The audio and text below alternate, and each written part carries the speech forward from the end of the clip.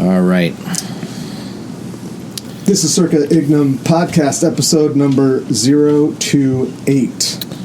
Is that correct? I think it's correct. I mean, you tell me. Yeah, 028. Still got that 0 at the front. Come on, John, guys. Let's pump these out. As you can hear right now, is our guest tonight. You are now the three-peat guest. I know. I'm on responsible for 3 of the 028s. So. I think there's... Is there anyone else that's been on twice? Jerry. Okay, yeah. So you and Jerry are... All right. As long as I'm one ahead of Jerry. As long as I'm one ahead of Jerry. Yeah, it's true. All right. So for the listener, please reference, if you haven't heard the original episode with John, please reference 019. We basically worked through the not so lightning round questions in about 2 hours. Yeah, you know, and then decided, okay, let's make this a twofer. let's spare everyone. The mercy rule was called in. It's like when a baseball team's losing by 20 runs or whatever. All right. Rick, so what are we doing now? Good evening. Oh, there's Rick. Manny. Good evening. Awesome. You didn't do your intro. Yeah, your new intro you came up with. What was it? Gosh darn it. Thank you, Rick. Sorry, man. I need to remember. I'm off my game because we haven't done it. So the new intro, for those of you that are listening, I'm not going to go back to the beginning and insert this. It's going to be, welcome, fellow exiles and pilgrims. Okay. I thought the intro was going to be like some like old praise and word, like, I hear the word, I see the light, new beginning shining bright. Wait, how do you know that song? I went to Steubenville, San Diego when I was 16 years old for a confirmation retreat that I hated. You went to that one? I was there, baby. There? Wow. All I ever had to do just live it. Parents there for you and me, living for you in this That was church did you go with? That was with Saint Anthony's. You went with Saint? Oh, yeah. Wow. So yeah, there you go. And I was the most radical traditionalist Latin Mass altar server. I hated every second of it practically, other than Eucharistic adoration was fun. John's walking around going, shame, sacrilege. Yeah, it was.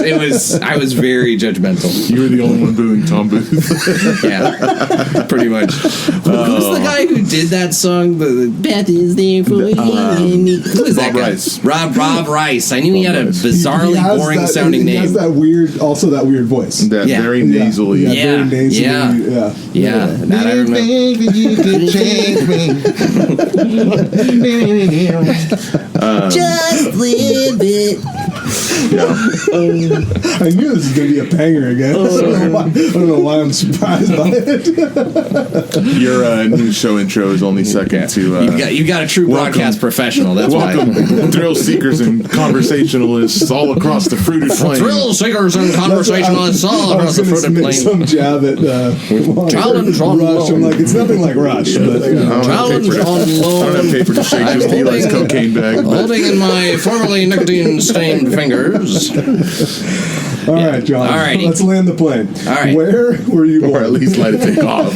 Do we need to give an intro about who I am or what I do or anything like that? Or is everyone just going to reference? Everyone knows? You're okay. a three-peat. I'm the three-peat. Everyone knows Power who I Talk am. Radio, Right to Life, director of Right to Life. All right. And most importantly, a Sopranbro at OLPH. Sopranbro at the 9:30 Mass. The failed non-hiree to be principal of OLPH school. That's Can't have everything in life. Just missed out. John, it's a legend. That is a legend. It was a legend cooked up in one Catholic school mommy's head that apparently spread to the whole whole parish that I was imminently about to be hired as principal of OLPH, despite having zero experience as an elementary school teacher, let alone principal. Anyway, there has been crazier. I mean, I guess. You know. I just said it off mic. Yeah, say it again. Yeah, I mean that's true. I'm yeah, sure there has. Especially at the well, parochial you know, if only that Tom Spencer hadn't blocked me from getting the job. That guy, what a jerk. That was Father Michael's checkmate to you. Yeah. We're gonna get Tom on here. Yeah. And then he's gonna knock over the king of John Gerardi. Eli's dad's like, I listen to your podcast, Eli. That guy needs to take it down a notch. Good God. I don't think that's at all what your dad sounds like. No. But anyway, all right. Not at all. I like the impression though, better than the nasally. All right.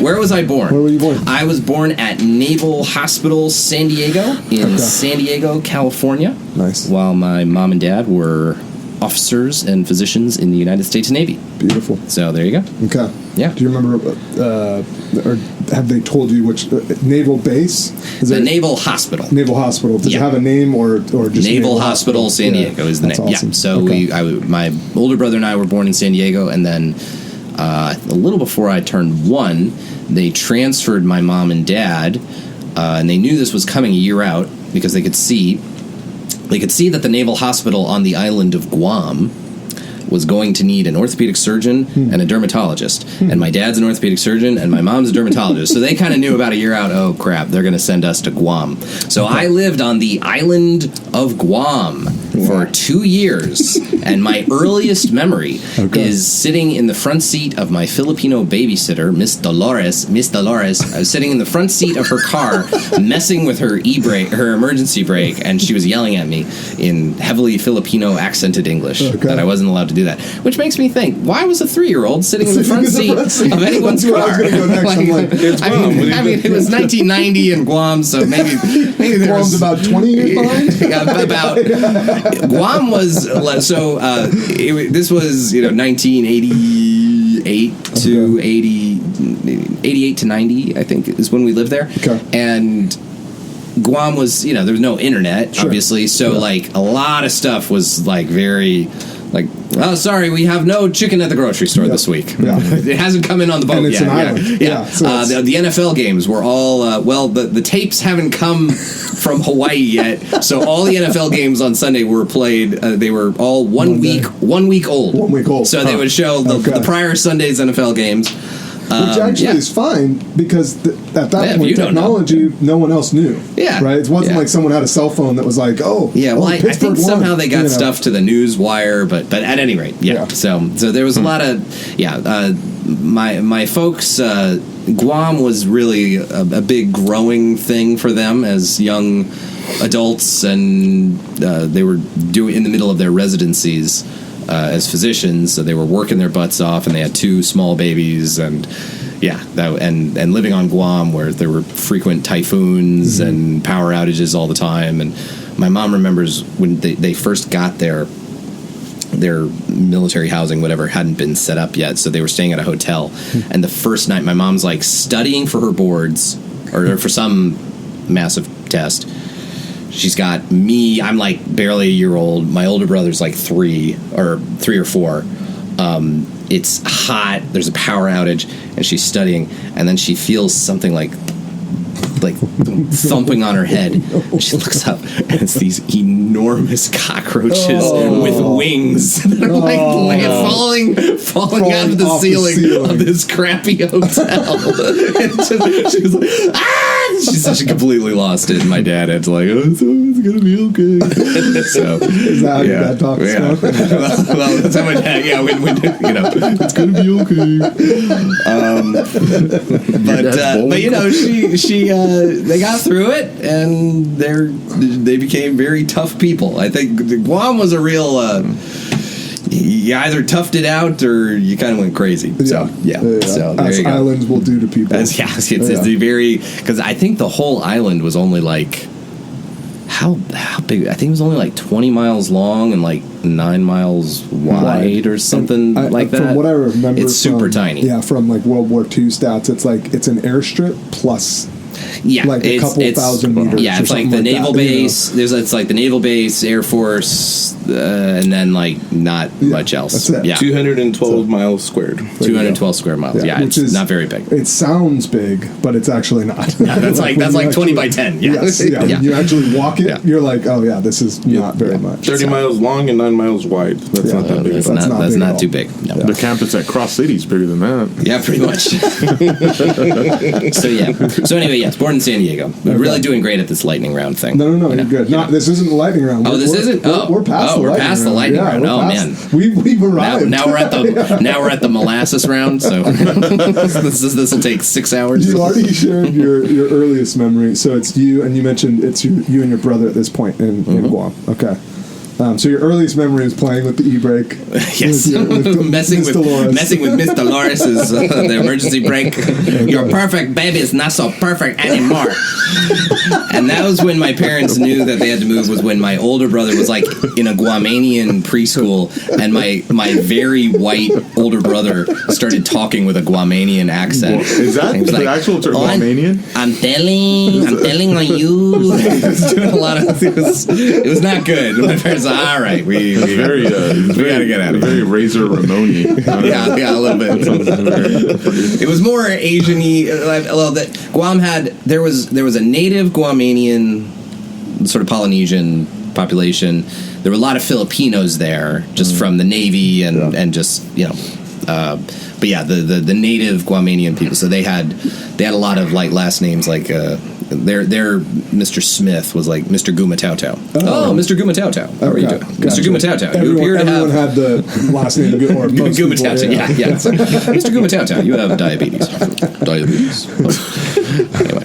All right, so how long, I guess earliest memory is Guam. How long were you guys there for? We were there for about 2 years. Okay. Then when I was about 3, we moved to Dallas, Texas, where my dad did a surgical fellowship at the Dallas, Texas Scottish Rite Hospital for Crippled Children is the full name of it, which was sort of a pioneering, one of the first true pediatric orthopedic surgery departments in the country. And then we moved in 1991 to Fresno, California, where my dad was the second orthopedic surgeon hired at Valley Children's Hospital. Nice. And that was when Valley Children's was still in Fresno before the Madera campus was even all built and finished. So and then my dad would go on to be he would be at Children's for 31 years, and he was the chair of the orthopedic department and did a whole bunch of all different administrative stuff. And they beating out Stanford for best pediatric orthopedic surgery, or one of the best pediatric orthopedic surgery departments in the country. So, what year was that? Oh, that was a couple of years ago. They were started getting ranked by U.S. News and World Report, and a couple of years where they were ahead of Stanford. So, nice. Suck it, Stanford. Go Irish, go. The only time that John will mention Stanford. Yeah. Well, Notre Dame plays Stanford pretty much every year now. So, I have deep antipathy, deep hatred towards Stanford. So, there you go. All right. So, early childhood is primarily in Fresno. Primarily in Fresno, yes. Give me 3 vignettes, stories, favorite parts about growing up in Fresno. Favorite parts about growing up in Fresno. I grew up about 4 miles away from my grandparents. So my mom's parents, Tutu and Pa, they my grandfather Vic Nemechek, he actually grew up in Clovis. He was like a teenager during World War II, so he was a little too young to fight in World War II. So he was probably 15, 16. So what does that mean? 20? I guess he was born in the 20s. But he grew up in Clovis, and would tell us stories about like walking from the family farm and like walking into Henry's Cantina that used to be in Old Town Clovis, and Henry being like, "What the heck are you doing here? Get out of this bar, kid." I know who you are. Yeah, I know who you are. You're your dad. I need to call your dad or get your dad to come get you. So my grandparents, my grandpa moved to Southern California as a teenager, but then in his retirement, he built a big house with 5 acres of land out way east on Bullard Avenue. Nice. So going over there a lot, and he had a big old kind of fruit trees and grapevines, and he had in his barn he had like a whole wine cellar, and they made wine, and hanging out there and working in his wood shop and stuff like that. I was homeschooled for much of growing up, so hanging out with my grandpa and doing stuff like that. That was always a lot of fun. My dad was a very avid long-distance runner. So, as homeschoolers, he would delight in what he called 5 at 5s. This is when we would wake up at 5 o'clock in the morning and go for a 5-mile run, whether we wanted to or no. And my sophomore year of high school or junior year of high school, we actually ran a full marathon, a full 26.2 miles. So that's really far. That's almost the length of the island of Guam. It's about almost as long as the island of Guam. But don't let it fool you. That's a really long ways if you are on foot. Yeah. Yes. So that royally sucked. In fact, where was this? Which we marathon? ran? It was which marathon did we run? It was the San Jose Marathon. Okay. Right? So we went up to San Jose. Now, I wake up the morning of it. There's no feeling worse. Well, maybe some feelings worse, like you're about to be executed or something. But few feelings worse than waking up the morning and realizing, oh gosh, by the end of this day, I need to run 26.2 miles. Yeah. So I'm going to finish it. It's just how so I wake up and I'm really nervous and scared and miserable. And when I'm really nervous and scared and miserable, whether work or life, I have digestive irregularities. And I proceeded to have digestive irregularities for a full 26.2 miles. Oh, no. Stopped in many a porta potty, maybe in not a porta potty, once or twice, with my poor dad waiting near these porta potties with his older bones, he's standing around, his bones are getting stiff, but then I leap out of the porta potty like Superman coming out of the phone booth, and he's like, oh gosh, my knees. So I proceeded to just digestive irregularize my way through all 26.2 miles. Yeah, it's not a great sign when you're on mile 6 and you think you are going to die. So that's how I ran with the runs. Yeah. Well, at least you were shedding weight as you were going. Yeah, that's true. That's not uncommon though, right? Like I feel like I've heard that most marathon runners at some point, if not quite regularly, will basically crap themselves. No, it's less common. Okay. No, I was pretty uniquely weird. He gave you an out. Yeah, I know, but I tried to meet on that one. No, sorry. Everybody would have believed it too. No one fact checked. No one fact checked. How many people listening to this have gone for a marathon? Have you gone for a marathon? No. Well, I mean, we all know that fact checkers are also just Well, you know, don't believe what the liberal media tells you. It's totally normal to almost poop your pants. That's the title for this episode. Don't believe the liberal media, it's normal to almost poop your pants. I like it. That's going up, John. You know, this podcast is about opening up and being vulnerable about your spiritual journey. Mine is about opening up and being vulnerable about my digestive journey. Some people, that's a spiritual thing. Oh, man. All right. I recently had one of those. All right. So who wants to get Taco Bell after this? Not me. I know really does. We fourth meal in it, boys. All right. So that was high school, you said. Mm-hmm. Yeah. Okay. So let's back up a little bit. So homeschool, you're going to Pop or Pa? What was Tutu and Pa? Tutu and Pa. Yeah. Nemechek. Yep. You're at his house a lot, fellow homeschooler, so it's awesome hearing the flexibility and schedule of we're gonna go over here and check things out, learn learning all kinds of things, practical things. Learn some practical things. Yeah. Also, being able as a little homeschooler, being able to learn Latin, which was great, and learn which I took 4 years of high school Latin, and then would proceed to be a classics major in college and study Latin and Greek. Got to, what other stuff did I get to do? Got to do all kinds of cool things. Played tennis. I did fencing for a bit, which was wild. So Went to Steubenville conferences. well, that I had to do. With your arm twisted behind your back. with like, do you want to get confirmed? Then you have to do this. Okay. Did you just, speaking of fencing, did you see that the gold medal winner in the women's side of things was 7 months pregnant? I don't think she was a gold. Was she a gold medal winner? I thought she was just a participant. No, I thought, didn't she take a medle? I don't know if she won a medal or not, but I did see the headline about her. I think she was a pregnant. participant. Yeah. Okay, never mind. A guy who lived down the hall. Fact check. Don't believe the liberal. Don't believe the liberal media. It's a good idea to fence when you're 7 months pregnant. But yeah, I did see that story, and my first thought was, that seems like a terrible idea. Good Lord. Literally, the whole point of fencing is to poke people in their belly with a sharp metal object. And like, we're talking really tiny. Kind of. This seems like a terrible idea. One of my buddies who lived down the hall from me, well, not my buddies, an acquaintance, who lived down the hall from me at Notre Dame, was on the Notre Dame fencing team and has won several gold medals at the Olympics in fencing. So Notre Dame has a awesome fencing program, and so there you go. I told you Notre Dame was Notre Dame at some point. Okay, take your shot, kids. Hopefully no kids are taking their shots. All right. So that was childhood up to like pre-adolescence. Yeah. What was high school like for you?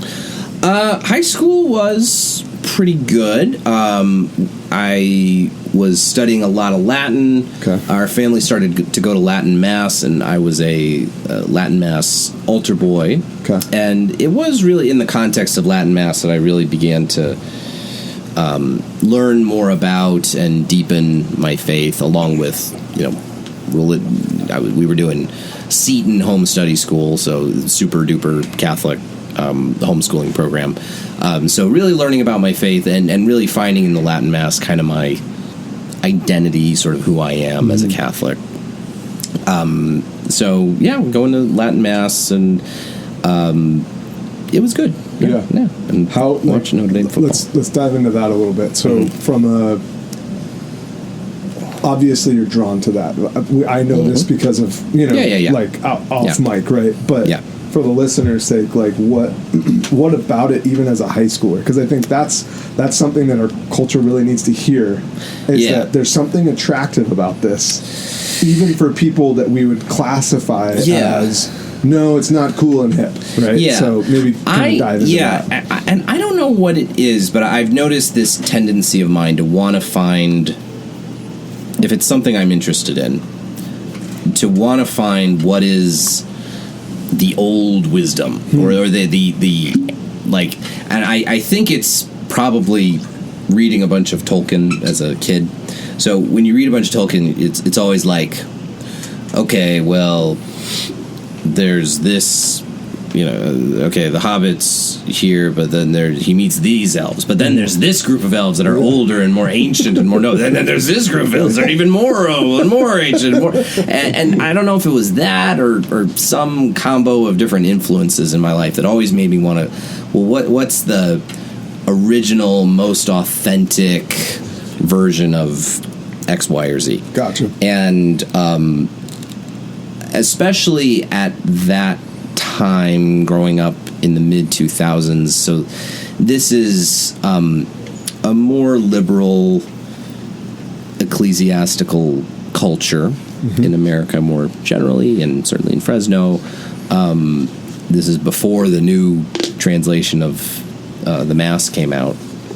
And I was a Latin student, and I'm reading the original Latin of like texts and reading the translations and realizing that the English translation of the Mass that was used in the modern rite was not a translation at all. It was a very ideologically motivated interpretation or paraphrase or mistranslation in so many ways. Wow. So you're seeing this as a high schooler, you're like, wait a second. And it was, I will say, I don't know that it was 100% healthy, honestly, to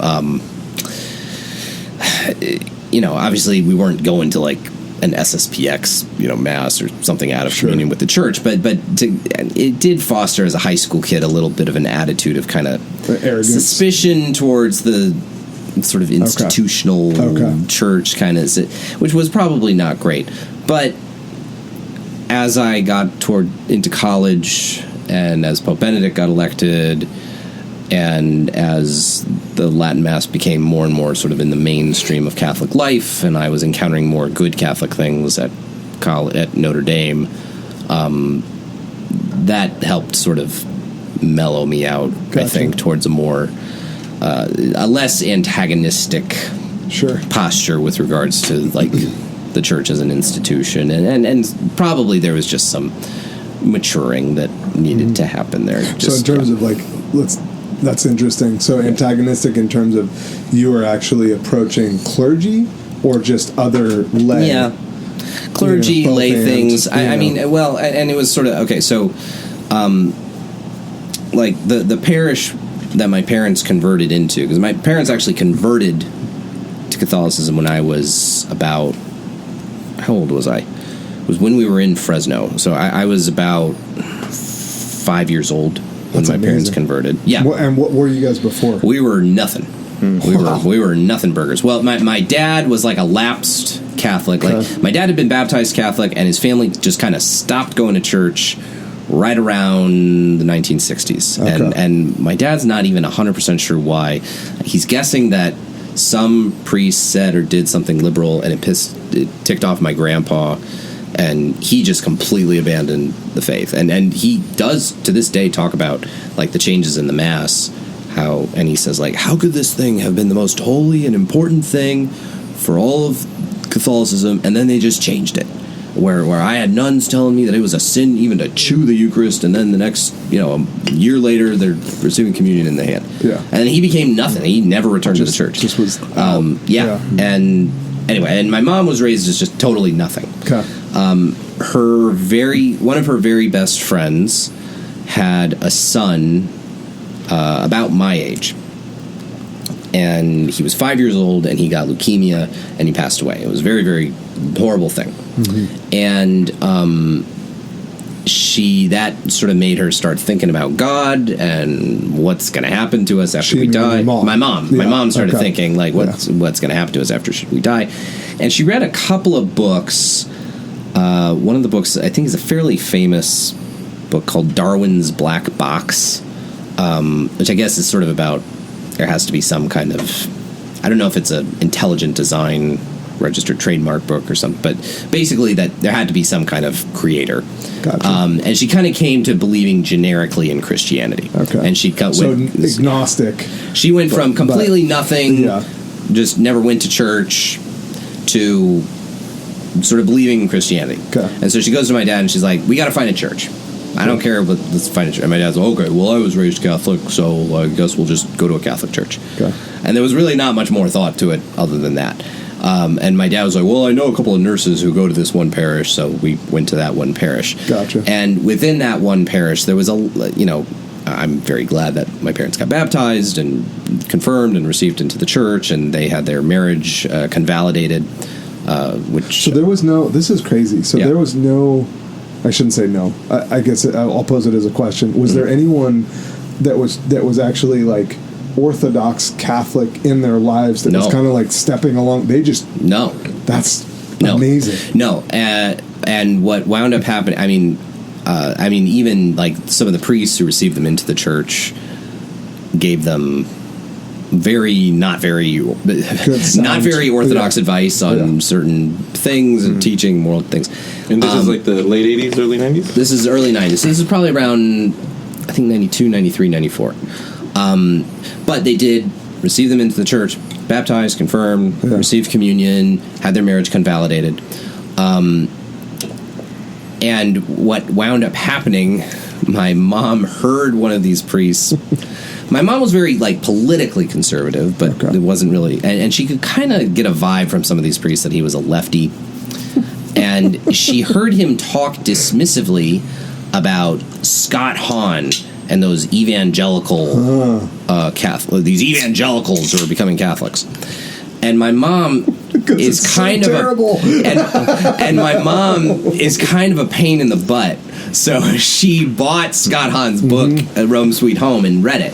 And that really set her down a real path. And then being dissatisfied with different school options led us to Catholic homeschooling. That led to her learning more. This is what we call in sales, you don't talk about your competitor. Yeah, and exactly, It's legitimately, you just don't talk about them. Exactly. Because if you bring them up, then guess what? The first thing someone's going to do is be like, oh, let's go. Yeah. I'm going to go research the heck out of this. Yeah. So anyways. And honestly, the parish situation we came into was so liberal that I think we wound up reacting to it more fiercely towards a more vigorously orthodox position than if we had gone to a more kind of lukewarm place, honestly, like. And the parish situation, I won't put the parish on blast because I don't want to put the parish on blast or the priest or anything. But and it's, I think it's the place itself is, I think, a much better place. But I mean, they had like people who were like pushing for women's ordination. They were like having speakers come in to push for that, like they did all kinds of bad stuff. And it was. Basically, we were there and sort of hating everything, all this bad stuff. As we learned more, we were realizing more and more, like, well, gosh, this priest doesn't really believe in like papal infallibility that much, and he doesn't really believe in this that much. He's kind of knocking the whole concept of purgatory, like bad things, like crucial, really bad things, worse, even some very bad things. So were your parents also? I'm assuming so. Scott Hahn, but also catechism. Yeah. Well, my mom, both my parents, but my dad's a voracious reader for certain subjects. Okay. If he gets a book that he likes about World War II, true crimes, sports, we laugh that he becomes bookman, or we would laugh he would become bookman, and then we wouldn't see him for he'd be just going through it. My mom is maybe the most voracious, dedicated, consistent reader I know. So she was reading everything and all kinds of Orthodox stuff, and found like Catholic radio, and found other friends through homeschooling who were Orthodox Catholics, and had book clubs, and was just reading constantly. Consuming. And then as we kids were getting older, we were reading more. We were reading you were finding your own studying stuff. We were studying the Baltimore Catechism. We were studying this. We were reading this. We were learning more. Gosh, I love homeschool for that reason. Yeah, exactly. Like, so it kind of that led to us sort of really learning the faith very, very deeply in a way that, I mean, my parents absolutely didn't get in RCIA. So it was kind of this journey of learning more and more and getting more deeply into it. And the traditional liturgy was that was sort of the problem. Was before I found the old Mass, I didn't really have anything within my Catholic life that I felt like at home with. Like everything was, a lot of it was like, I'm stubbornly kneeling during Mass when no one else is kneeling, and I'm sort of angry. Latin point, Mass was my antagonistic, and Latin Mass was my one place where I was like, I can do whatever. I can be part of this institutional church and doing this thing that's actually helping me grow.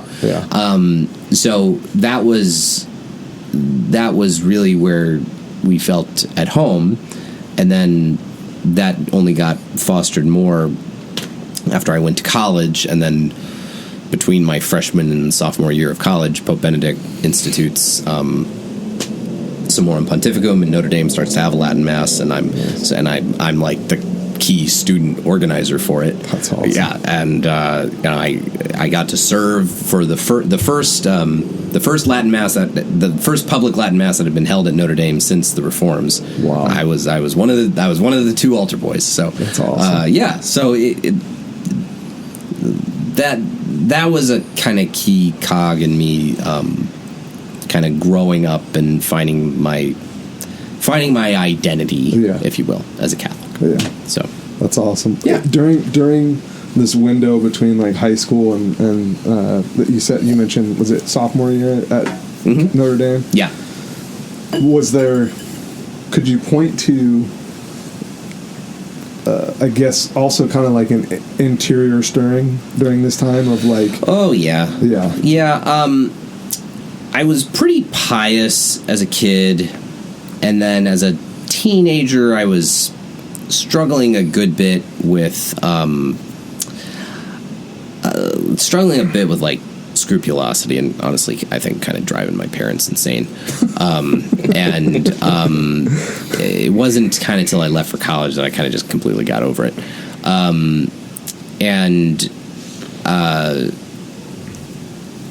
Sort of really struggling, sort of with scrupulosity, kind of struggling with like, well, I don't know. I was getting into stuff that was way over my head. Like this was one of the problems of the pre-Pope Benedict traditionalist world, was that it was very antagonistic too, because it was very much shunted to the sidelines of Catholic life, even to the point. And once it got a little bit of light, it was like, you have to see us. Right? Yeah, like, well, is that a good? It became a lot healthier after Pope Benedict, because it was like, yeah, just do this mass, and then everyone can do it, and so the attitude, I think, became a lot healthier. But before that, everyone was like, many people within the traditionalist world were very antagonistic towards Vatican II itself, and trying to argue the Vatican II, and like still, even still so. There's still some who are, although I think that, do you accept Vatican II is a question that has a broad range of answers that can be responsibly, has a broader range. It's not a simple yes or no. I think there's a broad range of orthodox-ishly acceptable answers of like, yes, I don't think it was heretical, but maybe I don't know about the wisdom of this, that, or the other based on my experience as a philosopher. But the last thing you needed was some dopey high school kid trying to wrestle with, like, what do I think about Vatican II? Do I accept? Do I have to accept the? Do I have to? Like, I'm getting myself wrapped up reading like journals and to your point, like trying to break down the premise conclusion of everything, and then realizing, whoa, this is way, Well, and this even led to I was sort of like trying to question, like, well, what are the rational? Is my belief in God rational? And trying to break down, okay, well, I think I can reasonably prove that I believe that a God exists, but can I reasonably prove that this God is truthful? And I had a lot of, like, philosophical questions, and it wasn't until kind of my second semester at Notre Dame that I started studying St. Thomas, and my philosophy professor, Al Fredoso, who has since passed away, but was a very important person in my life, unbeknownst to him, even though I tried to tell him once, but he was so grumpy that he was like, shut up. So he was a medieval philosophy professor at Notre Dame, and he kind of got my head screwed on straight about, like, can you show that God is truthful and worthy of being believed, that a truthful, worthy of being believed in God exists based on just reason alone. And he sort of introduced me to St. Thomas Aquinas' Summa Contra Gentiles, which that's what the Summa Contra Gentiles is. So Summa Theologiae is his big work sort of summarizing all of theology. The Summa Contra Gentiles is written against the Gentiles. So the idea is he's writing this towards a non-Christian audience. So he's trying to show the reasonableness of faith to people who don't accept the premises that sacred scripture or sacred tradition are authoritative.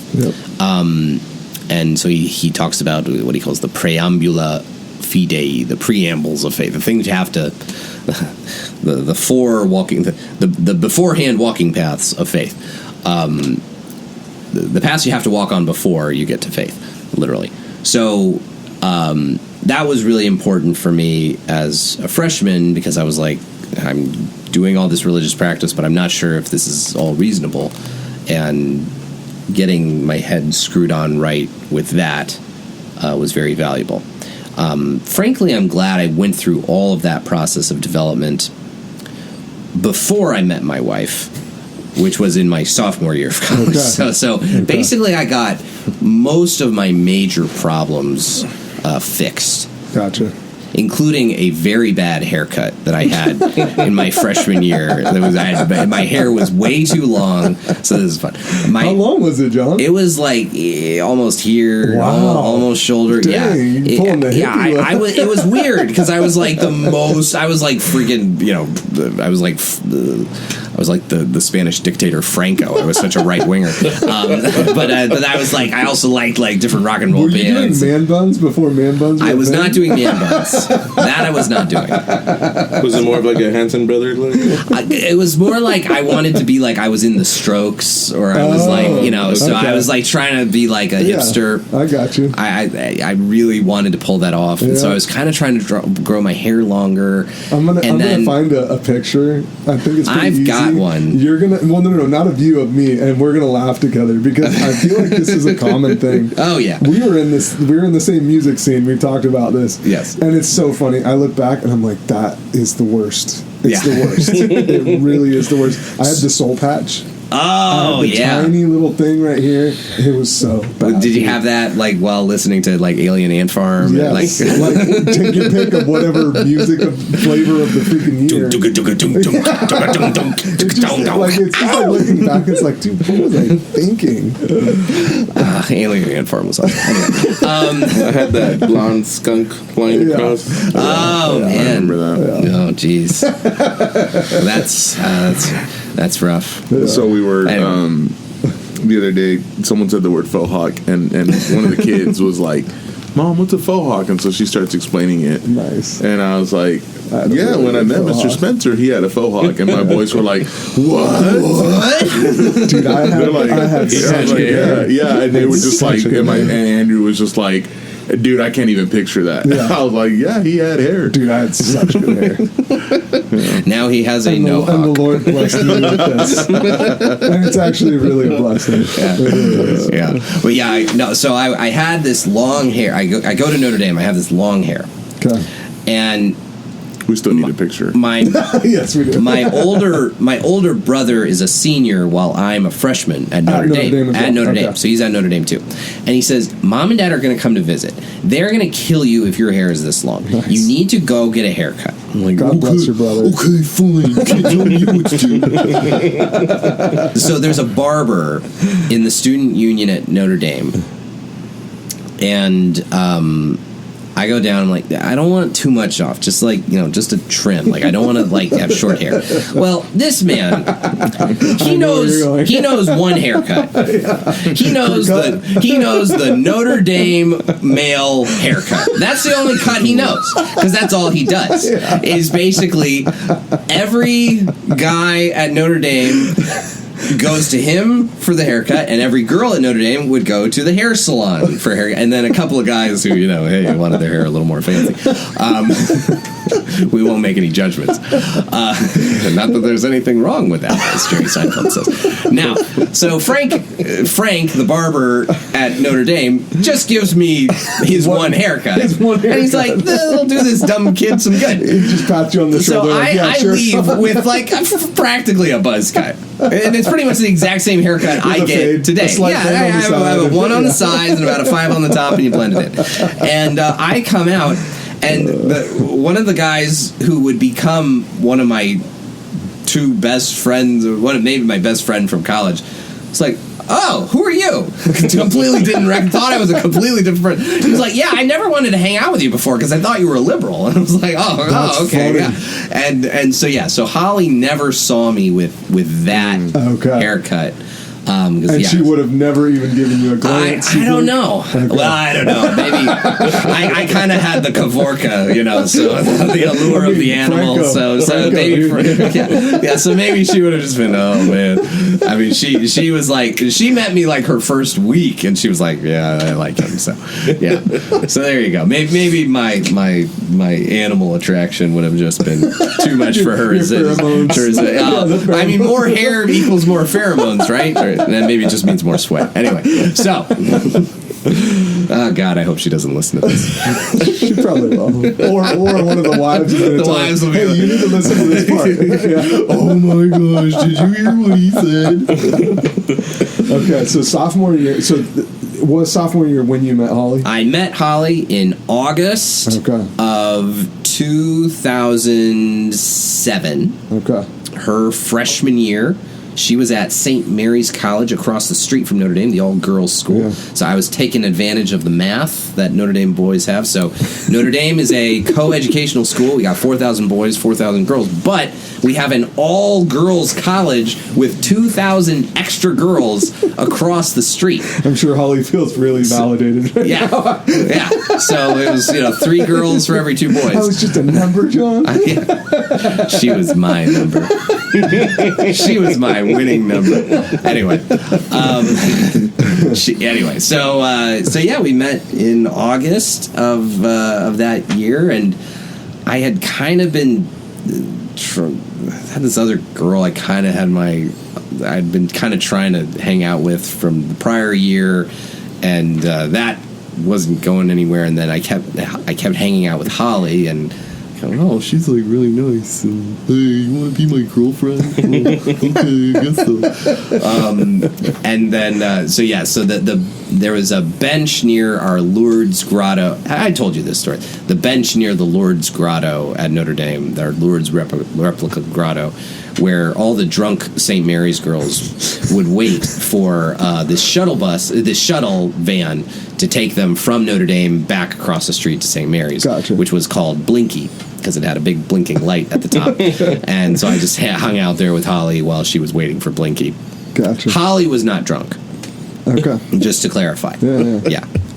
So hold on. Did you meet her at this bench, at this location? I didn't meet her at the bench, but that bench was when I was like, hey, I really like you. Oh, nice. Okay, I like you too. As Blinky's pulling Blinky, with the flashing light of Blinky shining on our romantic encounter. You're like, this is so romantic. But we then, the day we got married, we took a picture of us sitting at the bench at Blinky, and then every time we come back to Notre Dame, we've had one more kid.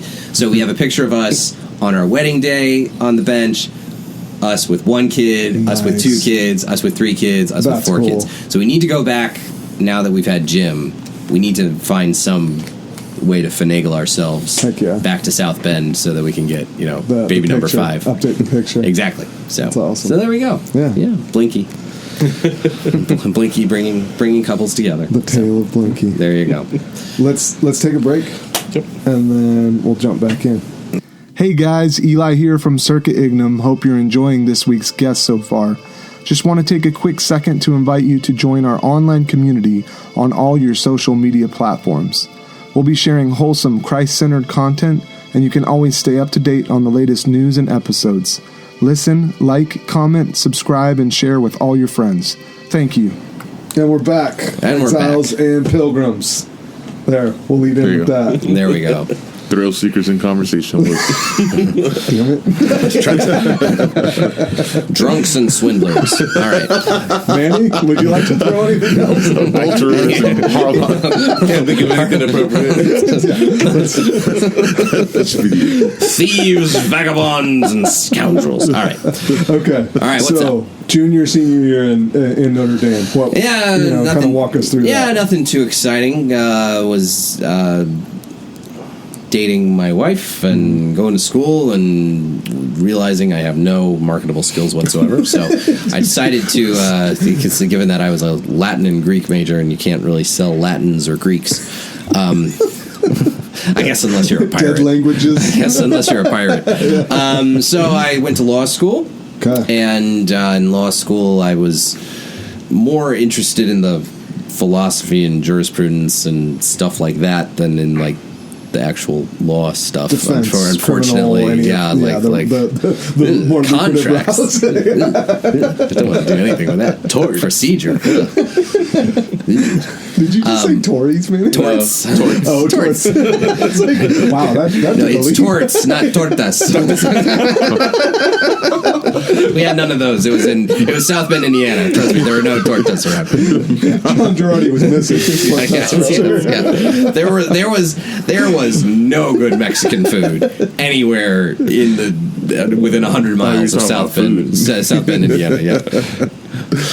To your point, John, I remember being 3 months into living in Virginia And somehow Mexican food came up, and they're like, "Yeah, let's go to Taco Bell." And I was like, "What? No." And I'm looking at them, I'm like, "No." There's gotta be the idea better like than that around here. like I like Taco Bell, but I recognize it's in its there's Mexican food, and then there's this other category over here called Taco Bell, Yes. and it's as long as you're not treating it as Mexican food, it's fine for what it is. Full on in that same column. Let's get Mexican food. Let's get taco. Yeah, that can't be done. My wife and I have the our northeast to southwest American inverse ratios of pizza to Mexican food. So basically, the further northeast you go in America, the pizza will get better and the Mexican food will get worse. Nice. And then the further southwest you go in America, the pizza will get worse and the Mexican food will get better. So being in Fresno, we have pretty good Mexican food, but this is a dire situation when it comes to pizza. Like, there's just nobody. And whereas when we were living in Massachusetts, like, there was this pizzeria near my work. It's called the Red Rose Pizza, and it was we were pretty sure it was mobbed up. Genuinely, because like they still had the mafia. The same 5 guys sitting in the same corner every day. And there was genuine mafia in Springfield. Like in the 90s, like a mob boss was assassinated like on the front steps of a Knights of Columbus hall. Whoa. That's not a joke. Wow. Like that literally was it Knights of Columbus hall, or it was like the parish hall of like Our Lady of Mount Carmel Catholic parish or something, like going in from bingo or something. He was coming out from bingo or some other function and got capped. Yeah, and genuinely capped him right there. To the point where the partner I was working for at the law firm did say to me, "Yeah, I wouldn't want to start a business in downtown Springfield." I was like, "Why?" "Well, because they would ask you for collection money." Wow. I was like, "Oh, wow, that's so." We're protection around here. We're still doing this, huh? Okay, in the year of our Lord 2014, whatever. Gabagool. Yeah, get the gabagool. Hey, you get the gabagool, I'm gonna squash your head. You set up a business in an Irish neighborhood. These are dirty, dirty people. Sorry, that was a line from The Departed. That was just for you, Eli. Sorry. I'm not even offended. There you go. That's the truth. That was one of my favorite. That was a line from The Departed. That was when the guys, the Goombas from Providence, came, and then later on, Matt Damon, who's like the cop, is like looking at the dead Italians from Providence. The powers of detection tell me that these gentlemen were from Providence way.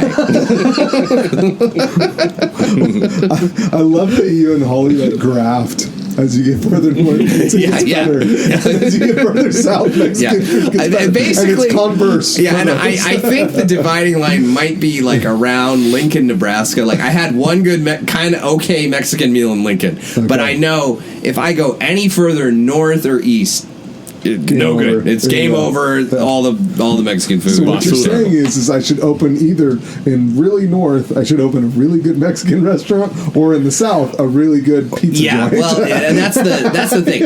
I have yet to find a pizza place in the Fresno area that I would describe as like even close to approaching the standard of my mafia pizza place. I have a boyfriend-in-law from Jersey. Thank God you threw the in-law. It's like, man, I sang for your wedding like it's only several months ago. He looks at me tomorrow. He's like, hey, this John guy. Do I need to talk to him or what? I'm gonna squash your head. But he said there's one place here that comes close to it. Well, there is. Richie's. What is it? Richie's. Oh, Richie's in Tower? Richie's? In Tower. For the listener, Rick's face is like, are you Like, it's okay. Richie's? I don't know. I guess if you're looking for authentic New York, I've never been to New York. I don't know what authentic New York What's is your like. opinion on the But it's Richie's is not. Richie's is not. just shut your mouth over there. It's all right. So they stay open till like 3 a.m. for a reason, because it's like drunk food. Like that's true. Wow. Pizza battles I don't know. And look, I don't know what I have not been to Richie's, so I haven't either. I don't know what pizza is supposed to taste like, especially to an Italian. Yeah, but there's places here that I mean, like More Than Pizza down the road is really good. like it's fine. It's just not the true Northeast. So what awesome is it? What pizza. are you looking for? Like You're looking for a thinner John. crust. Dive in. It's got to be a thinner crust. It's got to be more oregano heavy with the sauce, not pure tomato paste. Okay. It's very hot ovens. You can't be doing stuff at 350 degrees. Like, F that. No. You can't have big, puffy... You're not doing big, puffy... It's got to be thin with crispier crust. It's got to be like a $1, fold over, walking down the street, like in Saturday night, at the start of Saturday Night Fever, playing, you know... You can't tell by the way I use my welcome woman's name. That's the start of Saturday Night Fever when John Travolta is walking down the street to Staying Alive, and he gets 2 pizzas, and they're so thin that he stacks them one on top of the other, folds both of them over, and he's eating both of them. Yeah. That's what you gotta have. That's like a real New York pizza. That kind of sounds like Richie. That sounds like Richie, yeah. Rick's like, maybe it was the pride flag in the window that just... I was gonna say, I wouldn't necessarily even support it, but I mean, all right. Like, are we going after this? so Rick's like, 'cause I'm down for 40 seconds. You know, this pizza, all right, but I'm willing to try it out. I mean, I'll eat gay pizza. I'm not about gay pizza. I ain't too proud. That sounded so bad on so many levels. I'll eat. Wait till you go down. Wait till you go down to Richie's, not to... Not downtown. Not downtown Charlie Brown.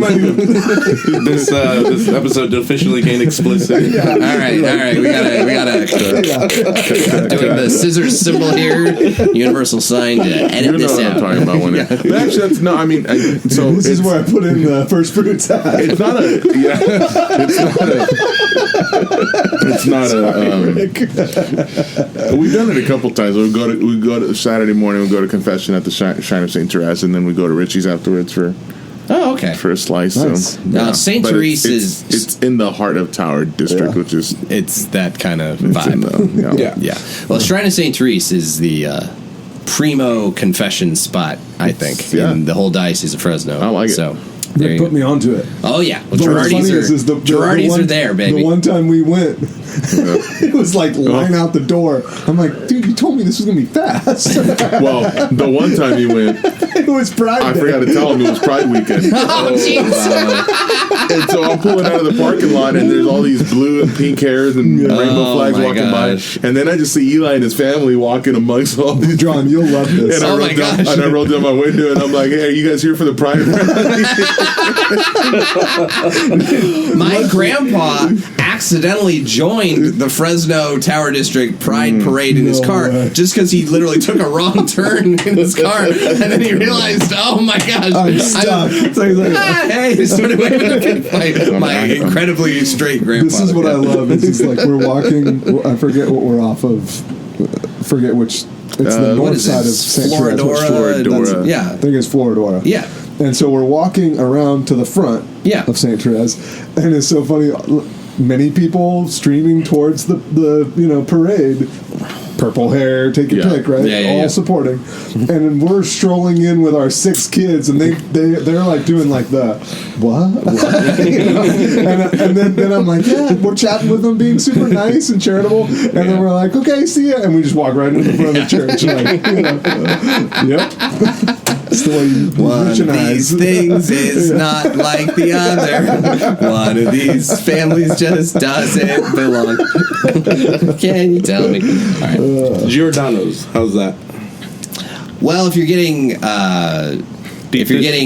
Chicago pizza, and Chicago pizza is its own thing, and there are various people who are like, no, New York pizza is better than Chicago pizza. I like them both very, very much, but there's their own categories of thing, and you can love them both very dearly. Among Chicago pizza places, though, my favorite is Gino's East.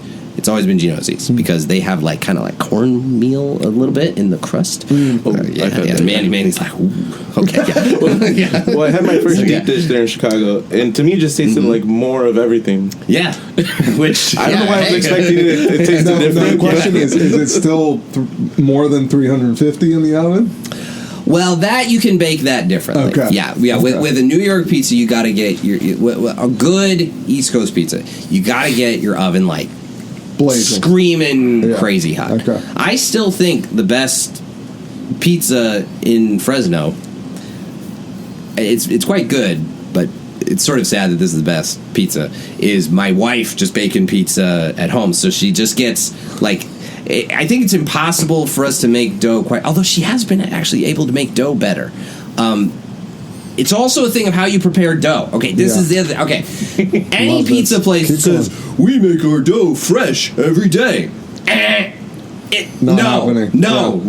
Yeah. No, dough isn't supposed to be fresh. It's supposed to have sat there fermenting and it's supposed to rise for a day. Yeah. Like if you say we pre-make our dough 24 hours before every single day, okay, that I'm down with special. And there's even some thought that like the water in New York is such that it's like does something magical to the pizza dough or not magical, but like metaphorically magical.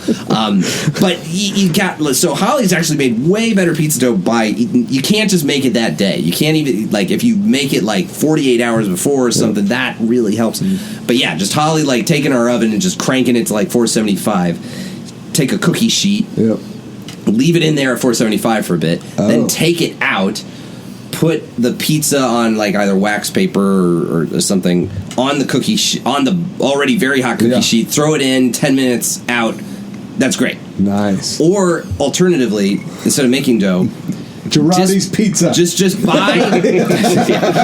Just buy the dough, the pre-made prefab pizza dough from like Trader Joe's or like they've got it down. Like they've got it down. Like it's no because and that's sitting around there for about a day. So they've taken all the and you can actually and then you can re-rise it. Yeah, you can just let it sit on your counter for the day. It'll fluff up. Yeah, so that's great. Out, and then bam. There we go. Okay, so there you go. How to about pizza. How to on making pizza. It's gonna cut to a video clip of following your instructions. Yeah, there you go. We'll have Holly on the next episode, and it'll just be. I was waiting for this. It's the best stinking pizza. Yeah. So you have Holly on the next episode, and it can be Yeah. Oh, jeez. Okay. I should also note to people that we started recording this when it was about 100 degrees outside on like the hottest day of the year in Fresno. So we should rename the podcast In Medio Ignis, which means in the middle of the fire, because we are all sweating like big dogs out here. So we now have 3 different names for this thing. We have Circa Ignem, Circle Igloo, and now In Medio Ignis, which means in the middle of the fire. So that's going to be the summer program. Yeah. Circle Igloo is in reference to politics. Kind of. Circle Igloo is just when you're drinking more around an igloo cooler. Yeah. Circle Igloo came from... Well, Circle Igloo was from from Rick's brilliant AI-generated Joe Biden video. Are you finding it right now? see if you can pull it up and play it. But careful now. So while he finds that, I think there might have been some curse words in that video. So while he finds that, and make sure that it's clean. Yeah. So I don't have to put explicit on this. I think we're way past explicit. No, it's clean. Okay, ready? Here we go. All right, I gotta play this. Wait, careful. Newsom's gonna make it illegal to parody him. Yeah, that's true. No, Professor, or who was it? Professor Sugondi's nuts. Sugondi's nuts says that said it was fine. Yeah, it said it was fine. Yeah. All right, here we go. All right. This podcast, Circle Igloo or something like that. They had this guy, John Gerardo or something. He spent a good amount of time bashing on eagles' wings. I can't believe people are listening to stuff like that. I would give it negative stars if I could. Unreal. That was the President of the United States of America, folks. Yes. By the way, in a private interview. Yeah, it's an interview. His comments directly to Eli about flub Gerardi's last name. Yeah, but hardly the biggest flub that he's made over the last 2 months here. Circle Igloo. That's got to be the promo clip for this episode. Yeah. See, that was really why Pelosi made him drop out. So John Gerardo? So there's these different Twitter accounts about, it's like still images from the TV show The Sopranos, and it shows different Sopranos characters. It's Christopher Moltisanti reacts to the news, and it's like talking That's the way, awesome. and it's like a photo and then a caption like with the characters talking like the characters on The Sopranos talk. And there's one with Christopher, and he's saying, "There's never been an Italian presidency, but that's because we're bigger than the president. Nancy Pelosi did it all by herself."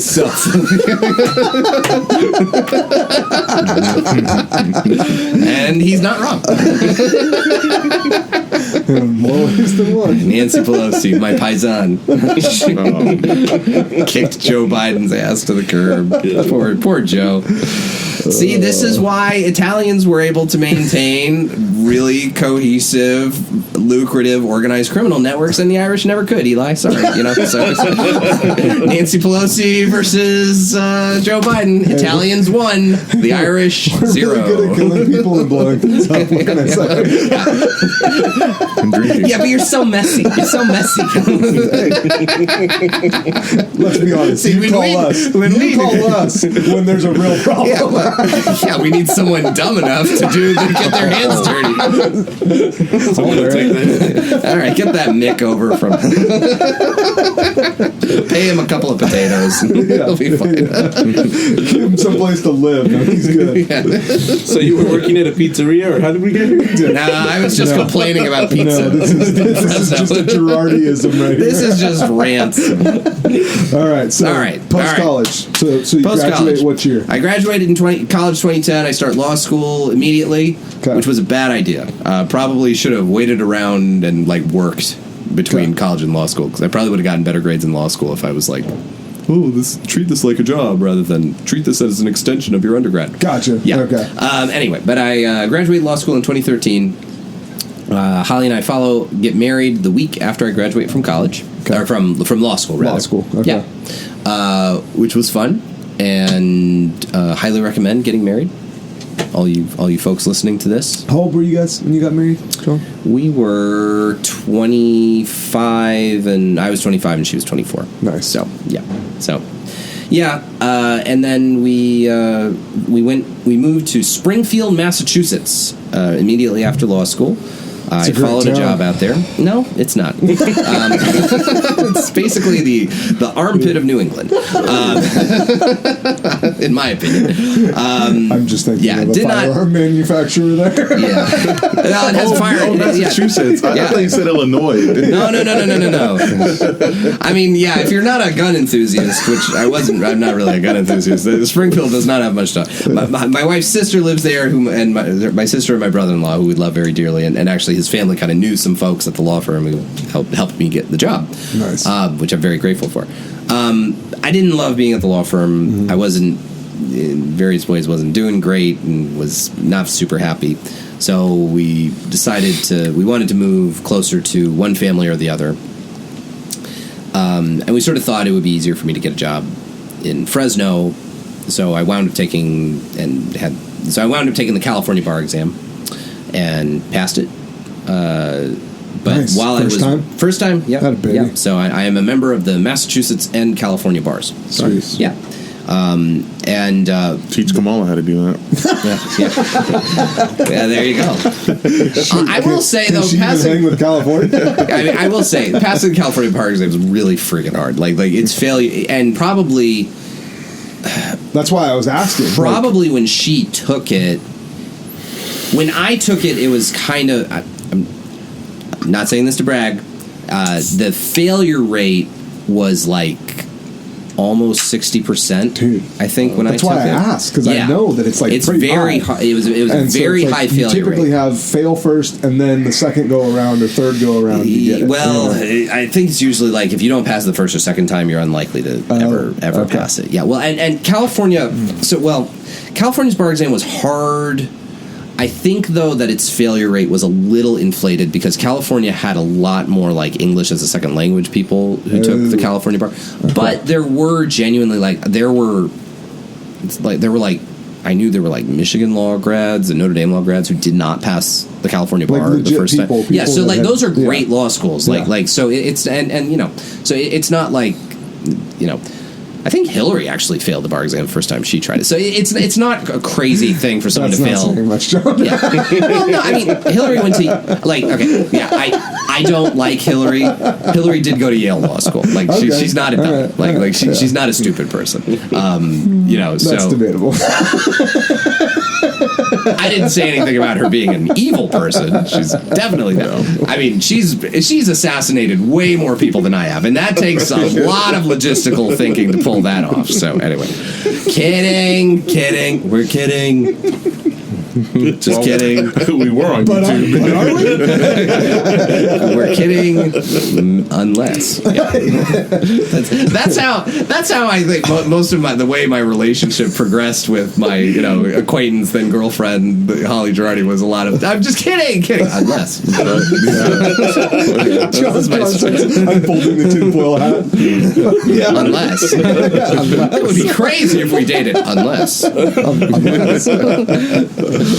Anyway, so took the California bar exam, but difficult to apply for legal jobs when you haven't gotten your bar results back. Because basically people are like, okay, well, come back to us when you've actually passed. Everyone says they passed the bar. Come back to us when you've actually passed. Yeah. So, now when I took the California bar, it took a long time to grade. It takes like 3 months to get your results back. What? Yeah, so you take it in late July, and I didn't hear my results until... This was like post-Scantron days. Oh, yeah. Well, so I took it like end of July, and I didn't get my results back until November. Wow. So I needed a job. So I worked for my buddy Jonathan Keller and his organization, California Family Council. Fantastic, dude. Yeah. So I worked there, and I figured, okay, well, I'll work for Jonathan for a year, and then I'll apply for legal jobs. Yeah. So I worked for Jonathan for a year, and then what role were you doing with him? I was kind of like a policy analyst, legal policy analyst. I don't know. I was called legal counsel, but I wasn't really actually representing anybody. So I was like... But you were analyzing... I was analyzing legislation. Jargon. I was analyzing legislation and writing things for him and doing podcasts with him. And we were preparing like testimony for bills and working with people who would help testify and working with our national partners on stuff. That's legit. We were key cogs in helping defeat one really bad bill that was introduced the year I worked for Jonathan, which was great. It was this bill it would basically cut off, if you're going to college with a Cal Grant, you wouldn't be able to use your Cal Grant at any school that discriminated on the basis of LGBT, which Christian and Catholic schools are allowed to discriminate on the basis of LGBT because they are religious. They have an exemption from otherwise applicable non-discrimination law. But basically this would mean you can't go to, Loyola Marymount or even Fresno Pacific using a Cal Grant because, like Fresno Pacific, their married student housing is only open to opposite-sex married couples. Yes. And schools like Fresno Pacific, like 70% of the kids are going there with a Cal Grant. So it would have basically put a lot of these smaller Christian and Catholic schools out of business. So we were kind of working with a lot of these colleges. We brought up one day I went with the president of Fresno Pacific to lobby with different legislators. I had another day where we flew up the president of John Paul the Great University to come testify. So we were, and we did manage to stop the bill, and managed to get enough Democrats to kind of not support it, and including Joaquin Arambula locally, like bringing. I mean, he only has. I think Fresno Pacific's like the only college, the only 4-year university. I think it's the only 4-year university in his. Is Fresno State in his district? I'm not sure. I don't know. Anyway, but if we brought, this is a major employer in his district, and he's saying, "Hey, please don't do this. You'll totally make this whole district go under, and all these kids who go to college." I think this is what you're pointing to, and this is the beauty. And I've thankfully, by the grace of God, I've gotten more wise to this in terms of understanding how complex, from a political level, a lot of this stuff is. And really going, and I heard this comment, had to be 4 or 6 weeks ago now. I forget which podcast it was. But he actually... It was this guy, he was really smart. It was the John Gerardi show. The John Gerardo show. No. He actually made the claim, and he has a political background. He's like, I'm actually a huge proponent of people not voting. And his follow-up to that was...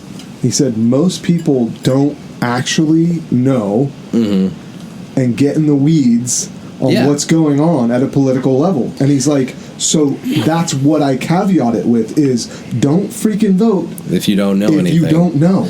Yeah. Right? Because you don't know and you just put a yes or a no or a thumbs up, thumbs down, whatever you want to call it, without actually like doing what you just described, which is like, wait a second, let's look at the whole landscape of how this impacts a smaller economy, right? Yeah. Like it's the state. Yes, California is a huge state, but at the same time, it's like it's not a state, or sorry, not a federal, like legislation. We're talking just a state. But even then, it's going to have massive impact on Fresno Clovis. Yeah, right. Well, and it was introduced by some dumb, idealistic, young gay legislator from like San Jose, who's like.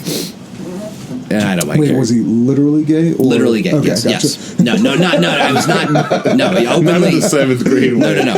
Openly. No. Not that way. No, not that way. Not that way. No. So his name was Evan Lowe. He was assembly member from like Santa Clara, but no, openly gay man. Jones, and he's from his other job, not here. Yeah, keep going, John. He's very open. He's a member of the Assembly LGBT caucus. He's a very open gay man, and he was just like, "Oh, I'm vindicating. Oh, these evil colleges are discriminating against LGBT people, and we're going to force them to not." Yeah. And what he wasn't realizing was like, no, you're going to like destroy these schools. Like some of these schools will like shut down rather than give up their faith belief. Give up their beliefs, and like a lot of these schools do a better job like with first generation college students and then certainly Fresno Pacific does a much better job with first generation college students than Fresno State does.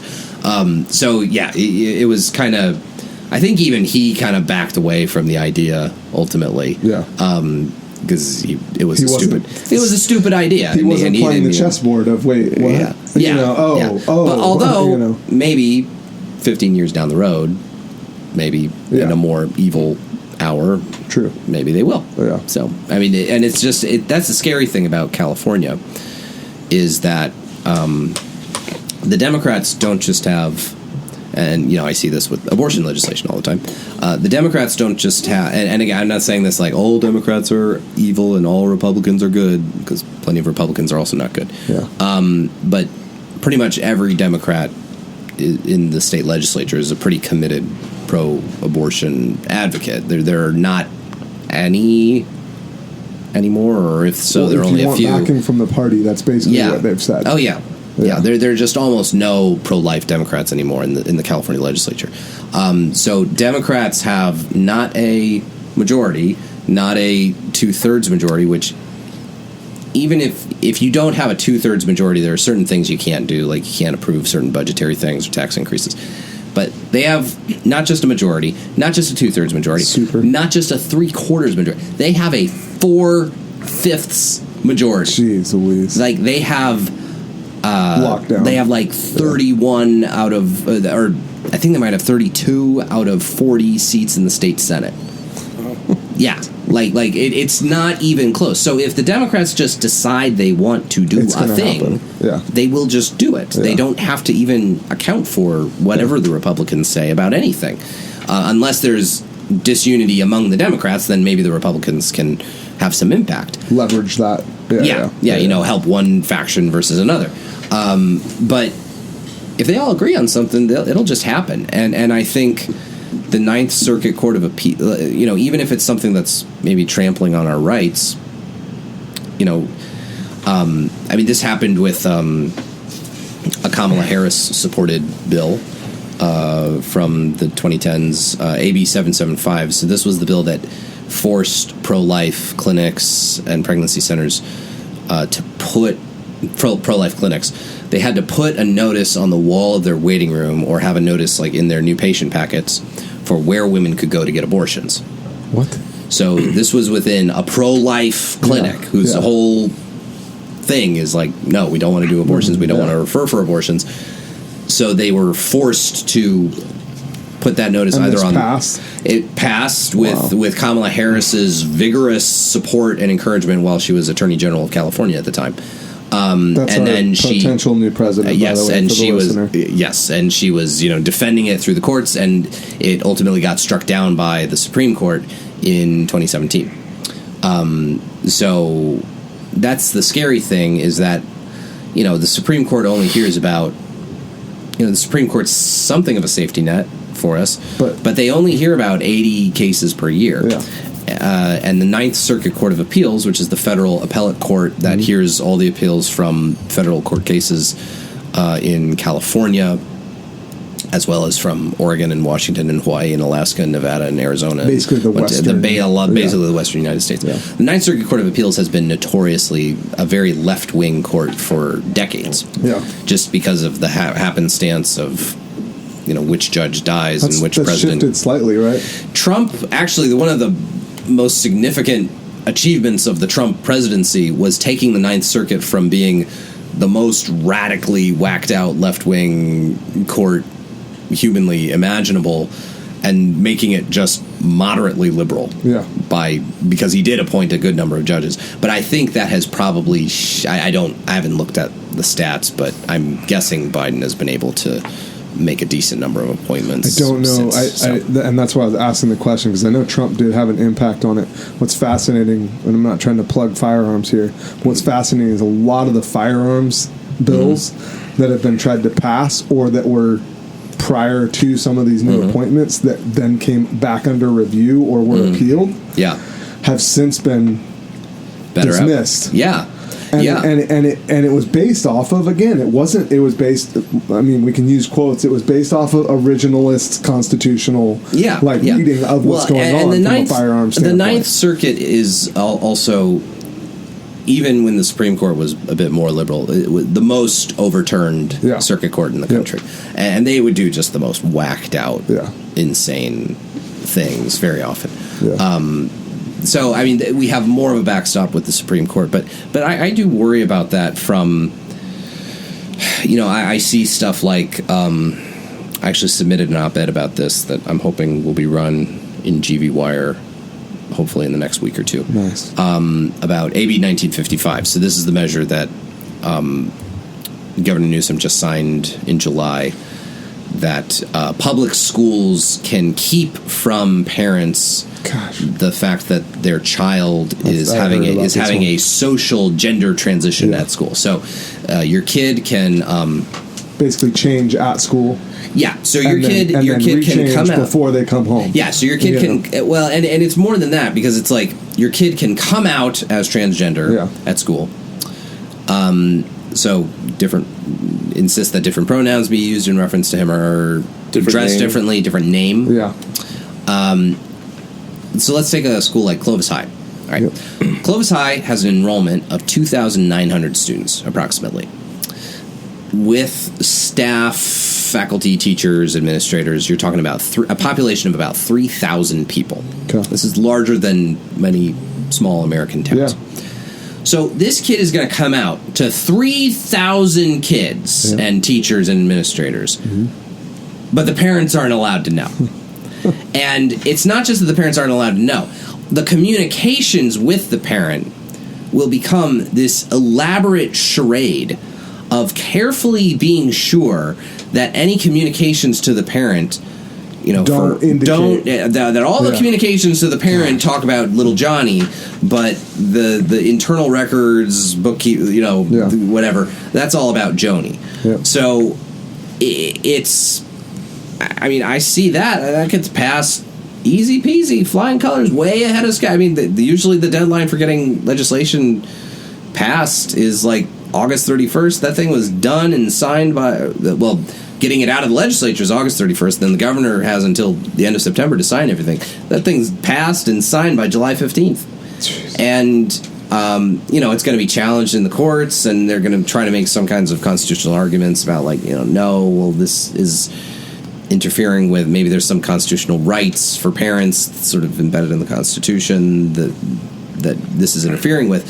But, again, the Supreme Court's only going to hear about 80 cases per year, and if they don't decide to hear this, or they don't think there's a conflict, bubble up above other ones. Yeah, and their standards for what cases they decide to take, it's often they're only going to take a case if you have a conflict, like the Fifth Circuit has, if you have the same legal issue, but the Fifth Circuit Court of Appeals is interpreting it one way and the Seventh Circuit is interpreting it another way. Okay, then the Supreme Court's more likely. Yeah, the Supreme Court's more likely to do it. But if only one of the circuits has even dealt with this issue yet, we'll just wait. Yeah, we're not going to take that. Yeah. So that's what I fear with California, is that, like, as much as some people say, like, when are Californians going to get fed up with how culturally left-wing the state is?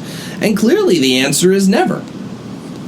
Or at the very least, it's not going to happen anytime soon. But this is the thing. This is my argument back to that. It's not a function of... you look at anyone within the... Well, I shouldn't say anyone. Most, I would say a majority in the Central Valley are very aware of how crazy things are here. Well, most. Are they? Because I said most. Okay, and I made sure to leave that out. Well, okay? I don't even know about most. I mean, Fresno County was a blue county in 2020. It was a blue county in 2016. I know that. It voted for Proposition 1, which put a right to abortion right into our state constitution. Like, I mean, maybe Fresno County is, but like, I just think California public schools are so thoroughly culturally controlled by the left, and they just pump out generation after generation after generation of just... I wonder, too... Total... I mean, they're just never going to... I mean, San Francisco's been in bad shape with all these same problems, homelessness, crime, whatever, for our whole lives, right? Oh, I mean, I remember growing up and my parents saying, there are all these homeless in San Francisco. I literally was in Gilroy with a customer yesterday, and part of the conversation was, I don't go to San Francisco anymore. Yeah. I refuse. I don't have any memory of San Francisco not being kind of scuzzy. Hello, friends. I want to tell you a little bit about our First Fruits movement. What we do first in everything matters. It sets the trajectory of whatever action we take. In Leviticus, God tells Moses to share with the Israelites that they must bring forth the first fruits of their livestock, of their produce, and of their drink. The fulfillment of this is found in Jesus himself. He is the firstborn of the Father. He is the first man to conquer death. He is the first to ascend into heaven. Before Jesus' ministry, he would run to Mary for guidance and counsel. So why would I not do the same? What can you do to participate? Commit to praying the rosary daily, invite other men and women to join you, and share the movement with your friends on social media and other communication platforms. What can you do to support us here at Circa Ignem and First Fruits? First, pray for us and our mission daily, and second, buy our hats and future merch at circaignem.com. That's CIRCAIGNEM.com. Thank you. And that's totally true, but even more so. Like for me now, it's like I don't. Oh yeah, it's not worth it. As awesome of a city as it is, and I'm putting air quotes in terms of like history. Well, it is, but it is. It's beautiful. It's a beautiful city. San Francisco. Yeah. It's a Catholic named city, but nothing about it right now, other than, to your point, And other than the churches, other than some of the architecture, nothing else reflects anything I want to buy into. Everyone there is voting for the same things and believing in the same cultural things, and it's like doubling and tripling and quadrupling, quintupling down. I firmly believe, and I'd love everyone's opinion on this, but the early church fathers talk about that we are put to sleep by sin, right? It's not this like quick, like all of a sudden I'm dead. It's these small decisions that lead to this like complacency, to this like, we live in a very comfortable culture. Yeah. That's absolutely the American dream. You know, I'm using air quotes on that in terms of we have everything literally spoon-fed and handed to us, politics included. And so it's a function of, I'll back off in terms of the Central Valley and your comment, John, in terms of that people now are just kind of put to sleep, whether it's, why fight it? Yeah. Right? Or conversely, it's I don't even care, right? I might be liberal, but it's like, yeah. When you have 4/5 of the freaking Senate that totally make decisions and they don't, there's no recourse politically. Yeah. Well, you know, even the thing you talked about earlier about, you know, if you don't know about this, don't vote. I've often argued, and maybe I'm too doom and gloomy, and maybe a better way for me to say it is, I don't think California is changing soon. I think it's going to take a generational shift. It's going to take a Nineveh. I think it could take, like, I think it would take, I think there are these Republicans who are always like, what are we going to do to take back California? You know, as if the Republican Party has all the answers. A laughable premise. I wholly concur with you. But what are we going to do to take back California? I'm like, well, first of all, you need to get over the idea that it's going to happen in 2 years or 4 years or maybe even 10 years. Or even 10. Yeah, like, because 10 maybe it's going to take 30 years, you know. And quite frankly, just to insert, I think it needs to collapse. Like, really, I've reached a point where it's like it just needs to crash and burn. Yeah, well, I think then out of that comes people that are like, oh, that was a sheesh show. Yeah. Well, I think anything less is not going to knock people out of their complacency. Yeah. Well, and to the point of what you were saying about, you know, don't vote if you don't know about stuff. So this is a classic John Gerardi show soapbox. So, Top 96.7. When the original American colonies became the first states, and new constitutions comes into effect in 1789. So we have this system of federalism, where the federal government has limited and enumerated powers. It can only do the things in this list, which we call the Constitution. And everything else is governed by the states. And the states have what we call the police power. So police power is kind of like the legal term of art, and it's basically the more general power that state governments have to regulate economic life, criminal law, economic law, you know, the more general, broader scope of stuff that state governments can regulate rather than the federal government, which, again, limited and enumerated. Now, so the idea that the framers had, clearly, was that the center of your political life was going to be really at the state level. It wasn't going to be at the federal level. Yep. The federal level is like, okay, if we need to fight, if we need to regulate commerce between the states. Or some sort of emergency. Yeah, or something like that, yeah.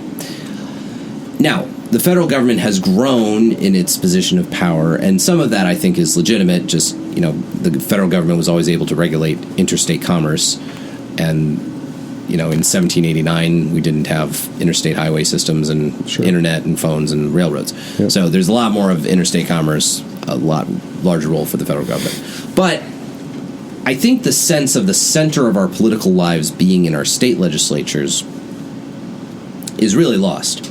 I think 99% of people, I think there's a very high percentage of Californians who, well, I think it's actually probably an astonishingly high percentage of Californians could maybe tell you who the vice president is, but cannot tell you who the lieutenant governor is.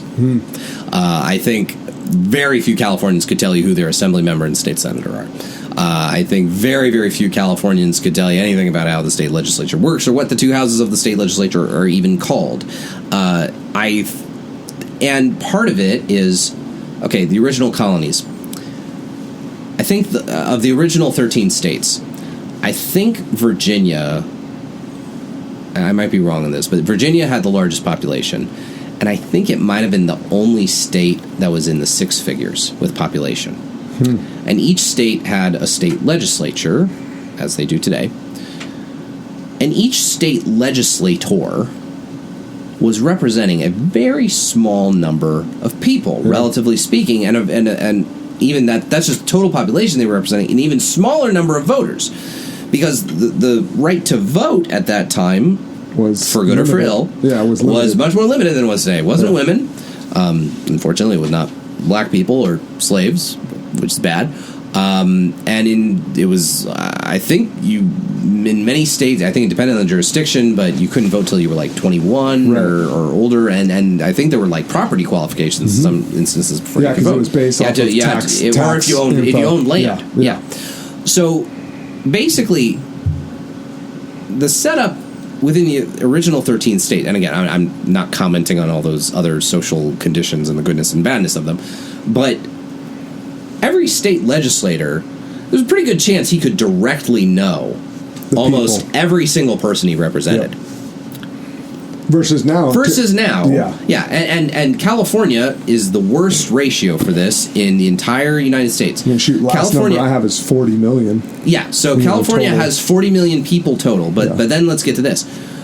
Our state, the ratio of state lawmakers to people represented, California has the worst ratio of that. So we have two houses in our state legislature. We have the state assembly, which has 80 members, and we have the state senate, which has 40 members. 120 total. That's a much smaller state legislature than a lot of other states have. Like Pennsylvania has one of their state houses has like 120 members, and they have representing way fewer people. Way fewer. Yeah. So the average, this is not hard math. We have about 40 million people. We have 80 state assembly members. So Jim Patterson, who's I'm guessing you are a state assembly member too. Probably all of our state assembly members. Jim Patterson represents a population of approximately 500,000 people. Jim Patterson can do he can work as hard as he wants. He's never going to meet all 500,000 people. He's never going to meet, and what percentage of them are voters? Let's say it's, I don't know, let's say 200,000 of them are eligible to vote. He's never going to meet all those people. It's impossible.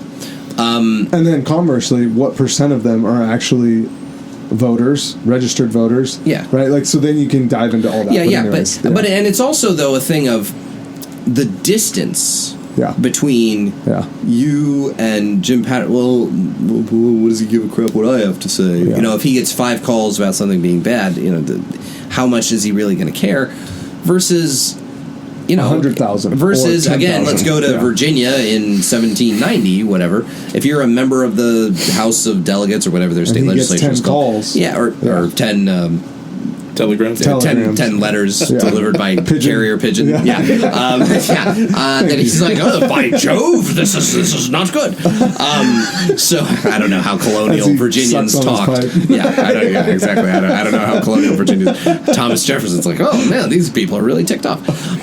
So, and it's also a thing of like, when you have smaller levels of government with fewer people involved, you can have a more tangible and direct understanding of the issues at play, and thereby a greater ability to participate. Yeah. So why does direct democracy work in small New England townships?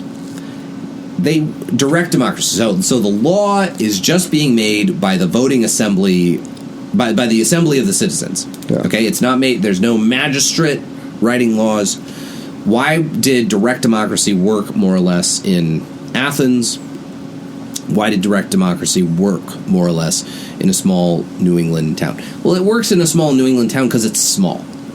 And the issues are small and highly local. All know each other. And the individuals all know each other, and they know the issues, and they can meaningfully participate. Yeah. In Athens, ancient Athens, which is the most famous example of a democracy, although most Greek city-states had some kind of voting assembly of their citizenry. In Athens, it's actually very interesting how the right to vote worked in Athens versus other city-states in ancient Greece. So in sort of that classical, 500s, 400s BC, So Athens had a democracy. So direct enactment of law by the voting assembly of the people. The right... So basically, democracy was more widespread among the citizenry. There was more representation for individual citizenry. And a lot of this had to do in the ancient world, both in Rome, in the Roman Republic, and also in the city-states of Greece. Basically, it had to do with property. And a lot of it had to do with, can you afford military gear?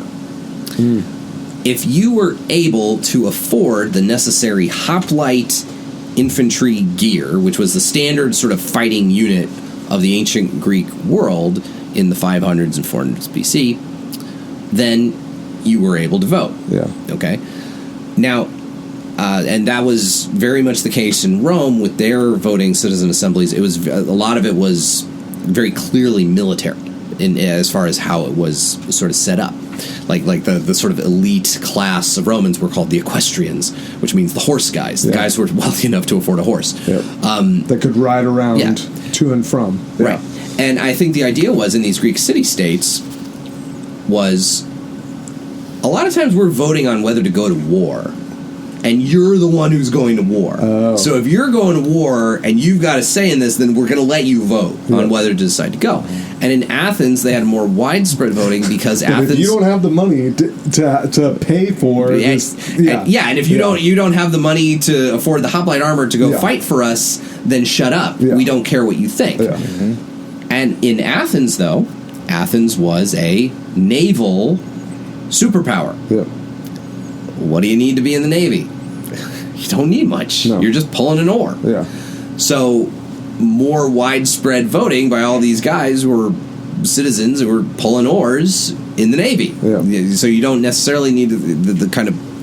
So you have the right to vote gets more expanded in the city of Athens. To your point, the ratio between representative versus the individual. We've gone way off into Greek history all of a sudden. But I think what happens, and I think this is a problem in California, is we have the worst ratio in the country of state legislators to number of people they represent on average. I think the second worst state is... our state assembly members represent 500,000 people on average. Our state senators, we have 40 state senators representing 40 million people. Our state senators represent more people than members of the federal House of Representatives. Our state senators are representing 1 million people. There's no way they can really... How can you meaningfully get to know any of these people? It might even be Aquinas. Maybe not. But there's some saint that's quoted as saying, like, really... In your lifetime, really you should spend your time with only 10 people. Really. That makes sense. And it's all from that perspective of we actually don't have the bandwidth. Yeah, you're deluding yourself. Right? Like you're like the whole point is that you're meant to be present to God and you might have the bandwidth for 10 people and that's it. Yeah. Well, right, and it's, I'm not doing it any service, but it was interesting hearing that and going, but we live in an age, social media-wise, where I have access to millions of people. Yeah. And it's like, I'm never actually going to meet all these people. I'm never actually going to know these people, nor should they expect me to care enough about them, right? Like, it's the both and. It's like, I shouldn't know them, and they shouldn't have some sort of, like expectation that I'm actually interested in their individual life. Yeah, right? I mean, and that would be as silly as, like... As a blasé. It's more of... We're not meant to have that capacity. Right. God hasn't created us to have that capacity. Imagine how silly it would be to like try to host a radio show for thousands of people to listen to and like try to like think that you're meaning anything you think would be meaningful to them. And that would be you'd have to be a complete megalomaniac to think that that an entire city would want to stop everything. John Gerardi just came on the radio. Well, the only thing worse than that is taking it on the internet and expecting the world to care. Yes. Exactly. Agreed. So I think that is part of the malaise of California is beyond these massive culture problems is also, I think, nobody actually knows what happens in Sacramento. Nobody cares what happens in Sacramento. Nobody can I doubt. To your point, nobody can point to who's my assembly person, Who's my assembly member? Who's my state senator? Who's Yeah. the lieutenant governor? What does the lieutenant governor do? I don't actually know the answer to what the lieutenant governor does. Other than I don't. I used to know who the lieutenant governor was. her name is Eleni Koumalakis. Okay. The real question is, what does the lieutenant governor do? Yeah. And that's a very good question. I think the lieutenant governor is supposed to go to meetings of like the board of trustees for the California State University and the University of California systems, which, even though that's like one of only like 2 things that the job ever does, it was stuff that Gavin Newsom skipped out of doing frequently when he was lieutenant governor, because he was, that special of a guy. Because that's who he is. Yeah, he's just the guy's the guy he's been coasting, having all these people at his winery. Oh, he's just this guy's been coasting for like the last his whole political career. Well, certainly for all 8 years he was lieutenant governor. He was just sort of sitting around waiting to become governor, and now he's just sort of sitting around waiting to become president. So we'll see how it goes for him. So anyway, all right. So you worked for your buddy Jonathan. So I worked for my buddy Jonathan for a year, and then I started working for Right to Life, which thanks for bringing it back. I don't know how we got here. Right, so thin crust on it. Then you ran a marathon with diarrhea. Wow, we're bringing it all the way back. Okay, so worked with Jonathan for a year and stopped the bill. Yeah, stop the bill. Yeah, that's how we got up into the. Yeah. So between that and what we've already discussed on 019, can anything highlight wise? Oh, for you? Anything else? No, I talked about most of my.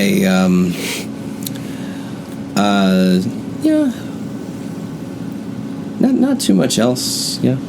My dad died since 019, so we can talk about that. That's a huge bummer for you. That's not a bummer. Yeah. So that was that's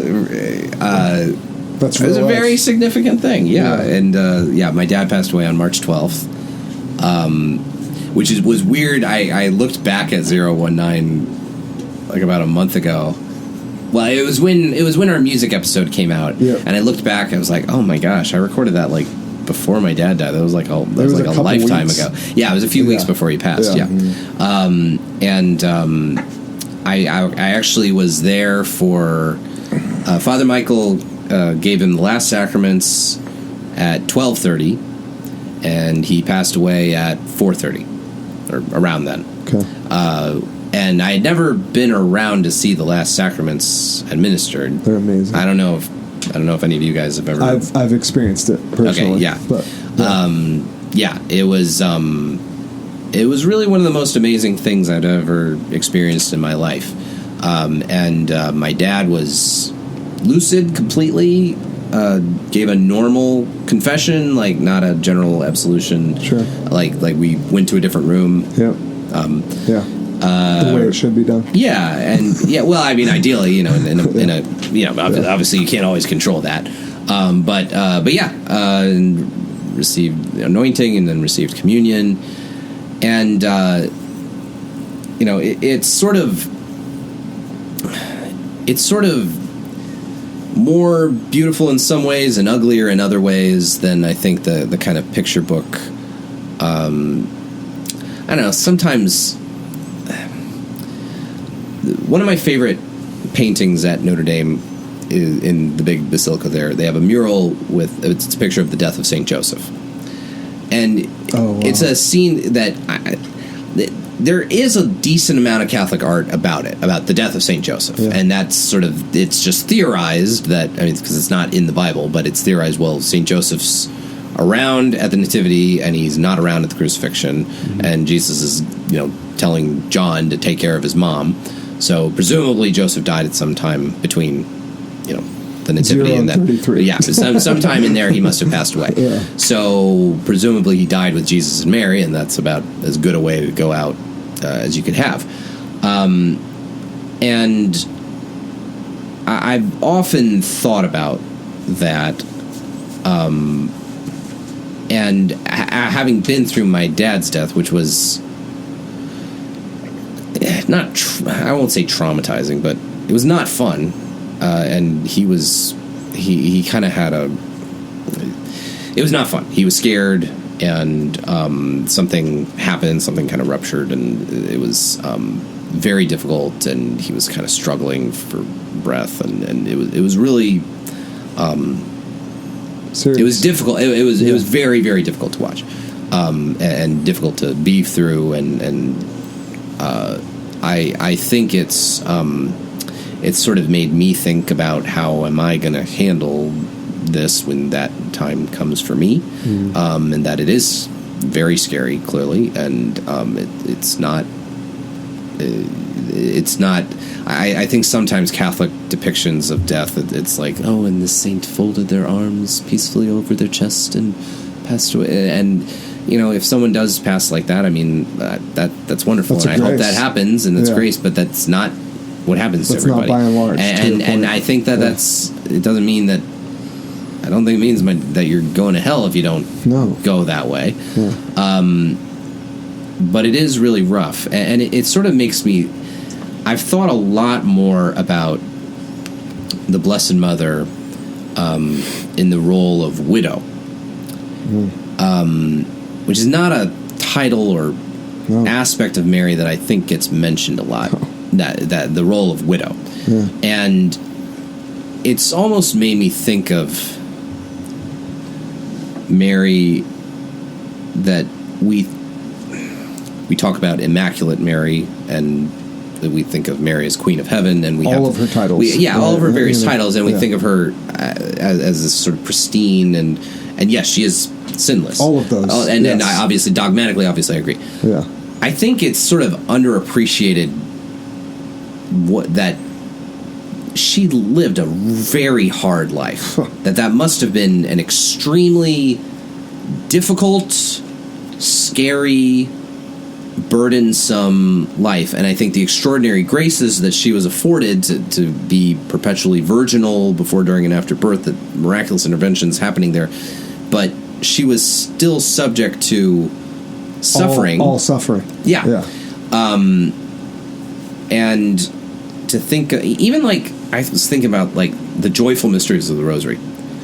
If you really think about them, a lot of the joyful mysteries of the Rosary sucked for Mary. Yes. Like, the Annunciation was probably terrifying. The Visitation was probably a very burdensome journey and work. So, it was probably happy being with Elizabeth, and I think the Magnificat's a pretty happy scene. The Nativity was difficult and burdensome, traveling from the place from Galilee all the way to Bethlehem and on a donkey while you're pregnant. Now the miraculous circumstances of Jesus' birth, and that's something separate. Then having to flee to Egypt because you're afraid this child's going to be murdered. Presentation in the temple, being told that, hey, a sword is going to pierce your heart someday, prophetically told that. Then to Mystery 5, losing God in Jesus in the temple for 3 days as a and then foretaste. Somewhere between that and Jesus' death, Joseph dies. And at some point, Joseph dying. Yeah.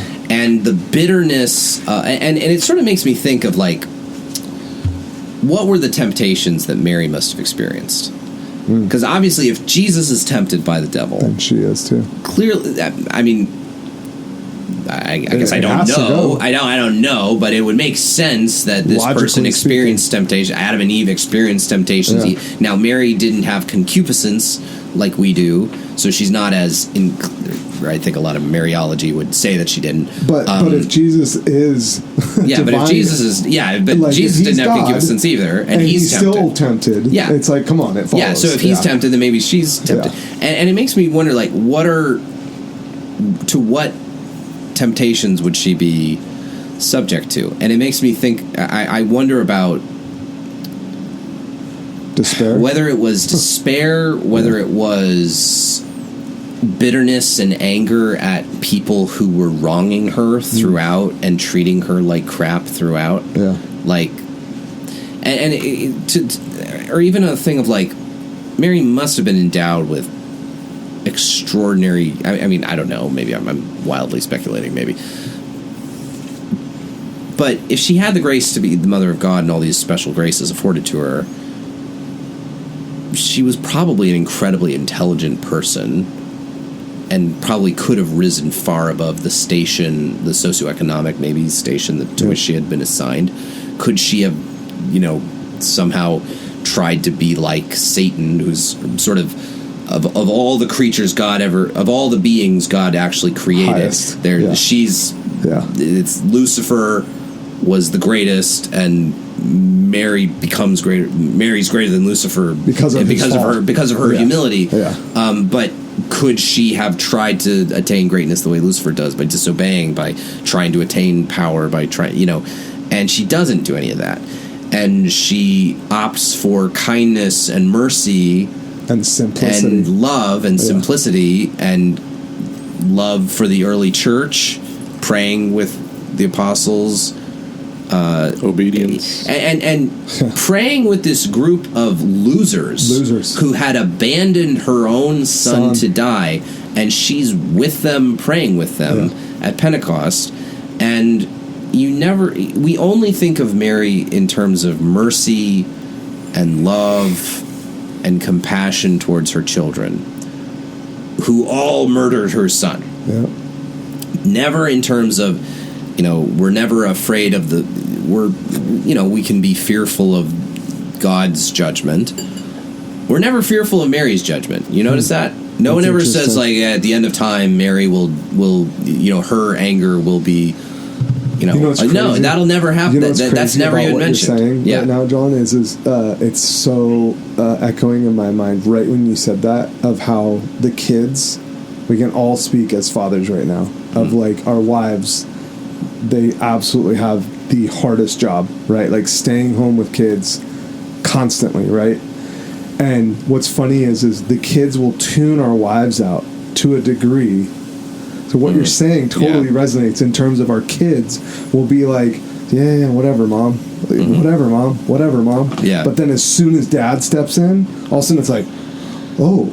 Yeah, right? judgment. And then the mom's looking at them like, dude, yeah, I was saying the same thing. Yeah. And now all of a sudden dad steps in and you're all of a sudden, we're gonna a tin hut here. Yeah. And it's like Mary experiencing the same thing with us as Christians in terms of like, yeah, exactly. I've always been here. What are we doing? Well, and it's almost like this too. It's sort of like, I think maybe because Mary experienced so much normal human suffering like we do, like all of us do and will, and sees weakness but can see maybe even good in the midst of weakness. Like I'm sure Joseph was not,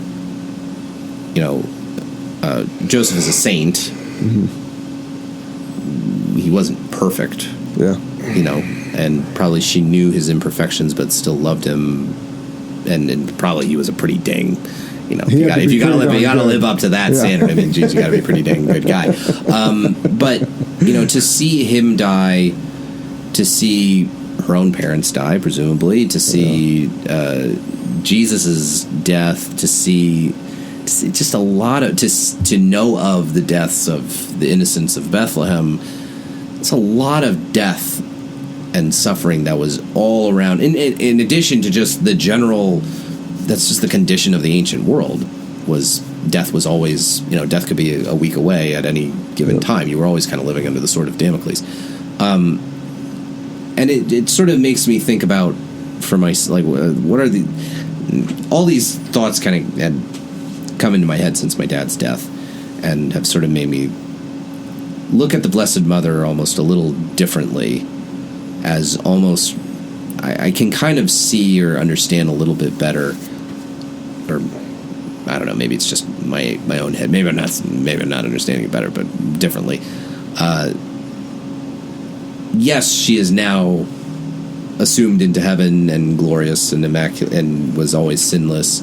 And maybe her body is glorified now, but she is a very earthly, present person who's well acquainted with everything you're going through and knows, as bloody and as messy and awful as whatever it is, and even your own, even if it gets down to your own sinfulness, that she's already seen it and she knows of it, and she's not holding that against you. she sees the weakness of humanity, and her response to it is just, well, I'm just going to continue offering kindness and mercy to it, even from heaven. Yeah. I'm still offering that. So it's been, since his death, a lot of, and I don't know. Since his death, it's really made me think a lot more about her, and a lot more of it. I remembered once Alice von Hildebrand talking about that, talking about Mary in the role of widow. Yeah. She was the only person I've ever heard who mentioned that, and which von Hildebrand experienced that as a widow herself, and her husband died when she was still relatively quite young, because he was significantly older than she was. Since his death, that's been a major thing I've been thinking about, and hopefully it's made me a somewhat better person. I don't know, I doubt it. It's made me think about things a little better. Maybe I'm still a loser in my various loser ways. But I've been, and getting to see the good fruits that have come from my dad's death. Different people I know got to see the faith in this beautiful way through his funeral, or through this or that.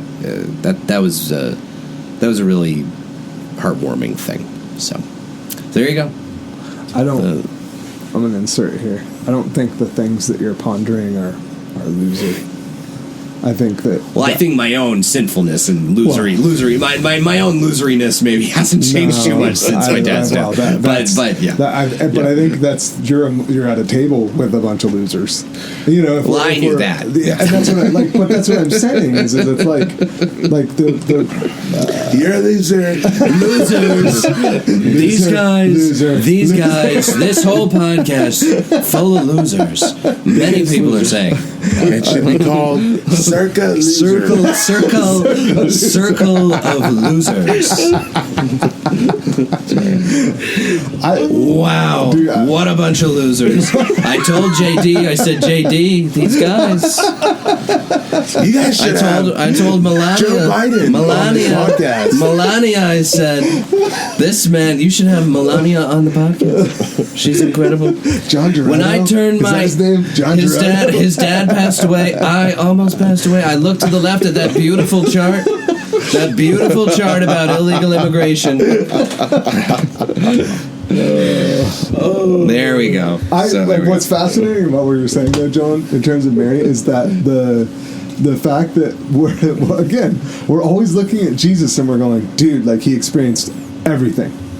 He did not evade any experience that we won't ever go through, right? Mm-hmm. In his whole lifetime, both written and hidden, right? We know that he experienced everything. Why would Mary not experience the same thing? Well, yeah, exactly. Right? Well, and that's even... Because if it's Adam and Eve, right? If they're supposed to fulfill what Adam and Eve broke, right? If they're supposed to, bring back and restore, right? Then she had to experience the same stuff. Right. She had to know what it's like, even though she doesn't succumb to it, to your point, even though she's perfect, right? Like, by the grace of God, she's given that perfection.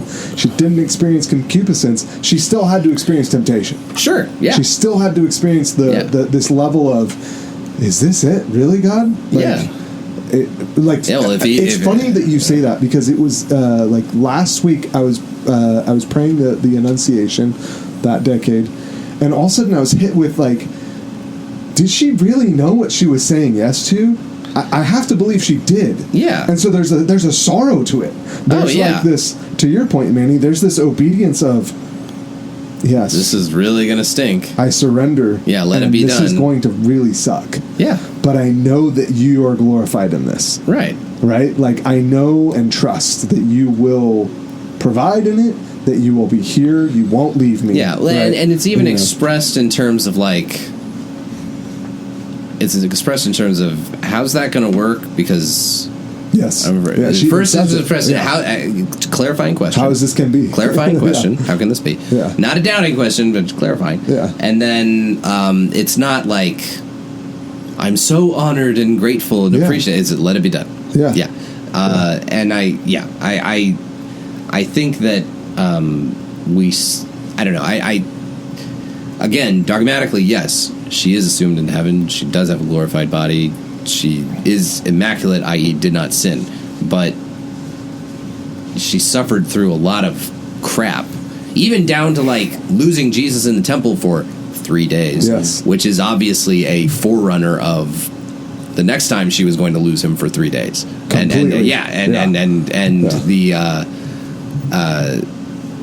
Just that kept striking me during the joyful mysteries, like this is a lot of for being called joyful. This is a lot of this sucks for Mary. Good Lord, this stinks. Well, there's a good list of 7 sorrows. Well, that's the other thing. Yeah, the 7 sorrows of Mary. Many of them are also part of the joyful mysteries. As you're naming them, I was like, wait, I didn't know these. Yeah, they're aside from the rosary. Yeah, exactly.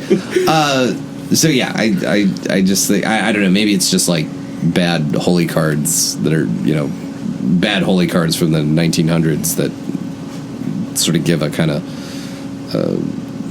airbrushed appearance to these things.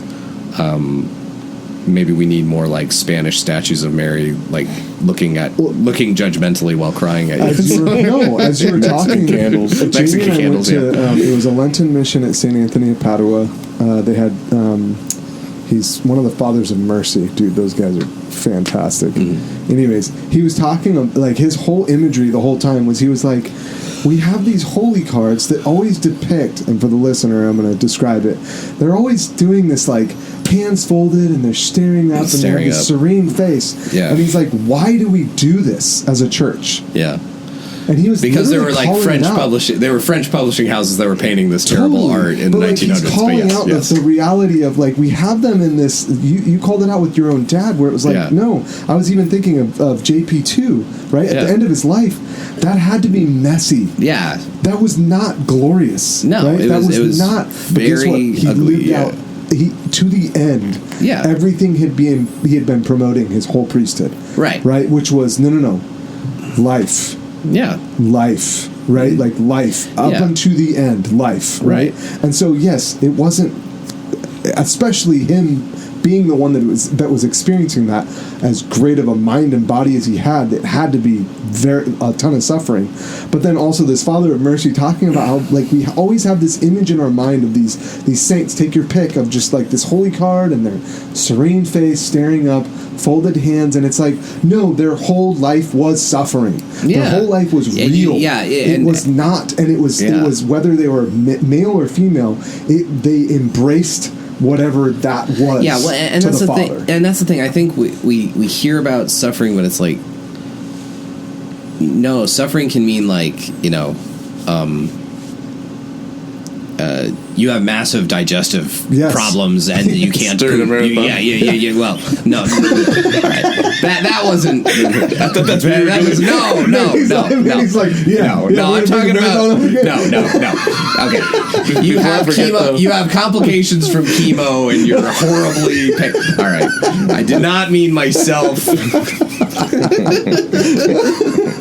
Before I forget, though, Circa Ignem line of holy cards, is that what you're alluding to over there? Yeah, totally. Like I'm totally down. Judgmental Mary, like not judgmental. To your point. Not judgmental. Widowed Mary. Yeah, widowed Mary. Yeah, or what could we have? Upside down Peter. Upside down Peter. Well, that's the thing. Like, it's like St. Lawrence on the grill. St. Lawrence on the grill. Like, I don't think that exists, where he's like telling the people, "Hey, turn me over." This side's cooked. Like that type of stuff where it's like, we laugh. There's actually this whole thing. What's the name of it? So there's this whole art. I gotta find this rant by Daniel Mitsui, the Catholic artist who does a lot of like line drawing stuff. Have you ever heard of him? Okay, no. He's based in Chicago. He goes to St. John Cantius. He does a lot of like really cool. He's an artist, and he does a lot of really cool like calligraphy stuff and line drawing and Catholic art, and he's very heavily grounded in like Western iconography traditions and stuff like that. And he kind of hates a lot of counter Reformation after Baroque art. He's very Gothic tradition, and he thinks that there are even like ecumenical councils like talking about the apostolic tradition of what we've received as far as art and representing images of the saint is something that's really important. I have no idea how I got onto this tangent. One of the things he talks about is there was this whole like kind of publishing houses and sort of schools of producing. It was basically mass production of Catholic art. It was based off of, I think it was Saint Sulpice, the Rue Saint Sulpice in Paris. Okay, and they had these publishing houses and things like that that would do mass-produced Catholic art. Okay. And it became wildly widespread throughout Europe, and from Europe to American Catholicism by extension throughout Western the culture. Throughout the 1800s and 1900s. And that is like when you're talking about the kind of sappy, whitewashed looking, saint, serene face, is that Mitsui? Maybe. I don't know. Oh, yeah, that's Saint Mitsui. Yeah. So when you talk about the saint who suffered his whole life from illness, and the only depiction and the only depiction of the saint is just piously sitting in bed, looking like absolutely nothing's wrong with him, but except he's got a sour look on his face. That sort of style of very sappy art, where it always looks like Jesus and Mary have like blush on their cheeks. Was emanated from France and from this one particular street with these publishing houses, Rue Saint Sulpice, and that a lot of the post-Vatican II, very aggressive avant-garde like modern art was coming in direct response and against some of that, and it was almost like that went too far, sort of the other way. It was like so devoid of like actual form or representation. It was so postmodern. And he was sort of saying like these were both quite harmful and both kind of distorting to the authentic, to a more authentic Christian. So Mitsui's trying to find that like the pendulum swing right in the middle of like it's not this and it's not this, but this. And even I think what he would say is that the older Western iconographic traditions that found their expression in Gothic art and architecture are sort of consistently preserving the traditions of art laid down that were passed on over the course of centuries. Like even one example of this in the Eastern context.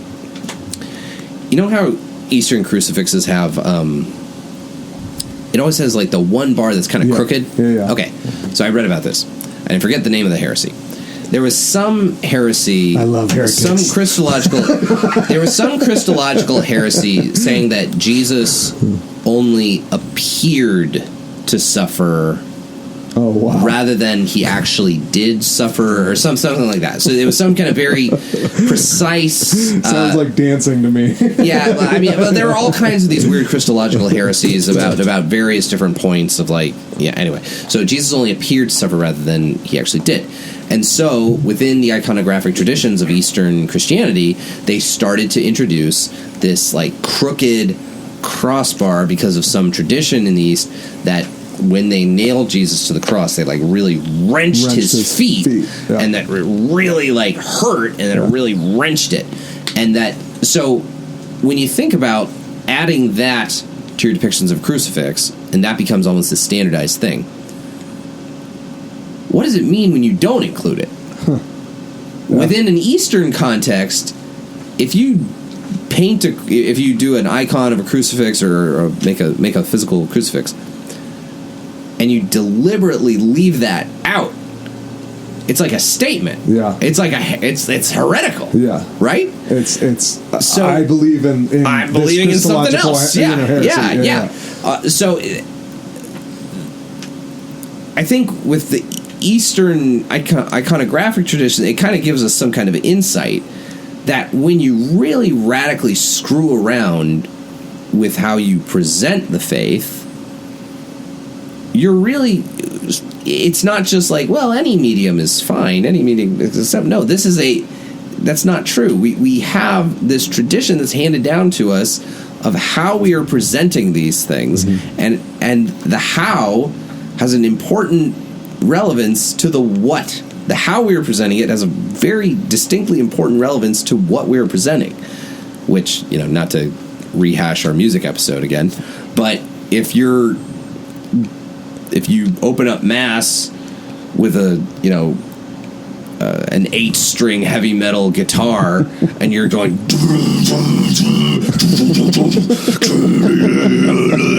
like, there's something heretical about that presentation of the faith, right? Then maybe I'm using heretical in a very, very loosey-goosey sense here, but there's something very, if you're presenting the faith like that, it's clear that you don't get it, or that you're presenting something other than what we believe. And I think so I don't know how we got off on this wild tangent, but anyway, yes, how you present the faith really matters. I think that we have too much of this image of the faith as not being very concretely involved with suffering, and maybe some of it has to do with our art. As you're talking, John, it's interesting to me that you can use any analogy. Take your pick of a prodigy in whatever field, right? Athletics, music, art, radio. Radio. Yeah. John Girardi show. Power Talk 6 to 7 p.m. Monday through Friday. No big deal. I've been listening every night. Let me tell you, people are saying he's incredible. When you boil it down, everyone loves the result. They don't see what it took to get to that. And I think Catholicism, to exactly what you're getting to, like this French, mass production, really did a disservice to showing, because I think our culture would actually, especially, it's so funny, being here and now present, I think there would be a lot of people that would actually be drawn to what you just showed me, Manny. So for the listener, Manny was showing me some of the, the Daniel was that Instagram or some sort of social Instagram, media art presentation, and it was pretty graphic. It was different. And I think the reality is that people want, we all yearn, right? Those of us that are Catholic Christians, I would argue, I have a buddy, Noah, shout out to you, he's been baptized but nothing else, and it's we had this cool conversation yesterday. He's going to participate in St. Michael's Lent, coming up here, and he's like, don't remind me, dude, there's been something on my heart that wants something that's hard. I want to suffer, right? And I think our heart, the way we were created to love God, is we're drawn into the truth and the reality of that suffering draws out the best in us. Yeah. Right? And so if we present anything other than that, right? If we're on mission presenting to people what the Christian faith looks like, and we present this, the happy it's face fake. and the eyes staring up versus no, it's freaking hard, and it's always hard, dude. It doesn't stop, but you find joy and you find peace and meaning and meaning. Yeah, right. It's also going to be hard without this. Thank you. Yeah, that's what and it's so what do you want? Do you want it hard without this, or do you want it hard with meaning? Yeah, with meaning. Yeah, exactly. So, anyways, not to digress too much, but it's interesting. It's no, that's how we should be. Actually, preaching the gospel to people. It's dude, he died on a crucifix. It's not just a cross. He literally hung on it. And to your point, they didn't the Romans didn't mess around with that. It was not fun. It was when they reached a certain point in the afternoon, the soldiers wanted to go back and get drinking. Yeah, they were done. Yeah. So they broke legs. Yeah. To make them hang harder. Yeah. Right? So that they asphyxiate. So they asphyxiate faster. Yeah. So it's they were masters at this form of killing. So it's if we present anything other than that in what we're doing, it's like we're doing those that we're preaching to a disservice. Right. Right. It's like, no. This is hard, but it's good. Yeah. Exactly. Right. Like it's that you can suffer and it be good at the same time. Yeah. Right. And I think in terms of American culture, it's like, oh no, too hot. Yeah. That's too much. Yeah. Well, and I have to get up from my couch. Yeah. Even in the American attitudes of approaching death and talking, which obviously I've been different perspective on since my dad's death. that we don't want to talk about it. Everyone has to have funerals. This isn't a funeral. It's a celebration of life. Well, he's still dead. Yeah. And you know, you can call it a celebration of life. And you know, I'm not saying like, you know, I'm not saying there's nothing to celebrate for a life well lived, but like, it's okay to be sad. Yeah. Like it's a genuinely really sad, you know.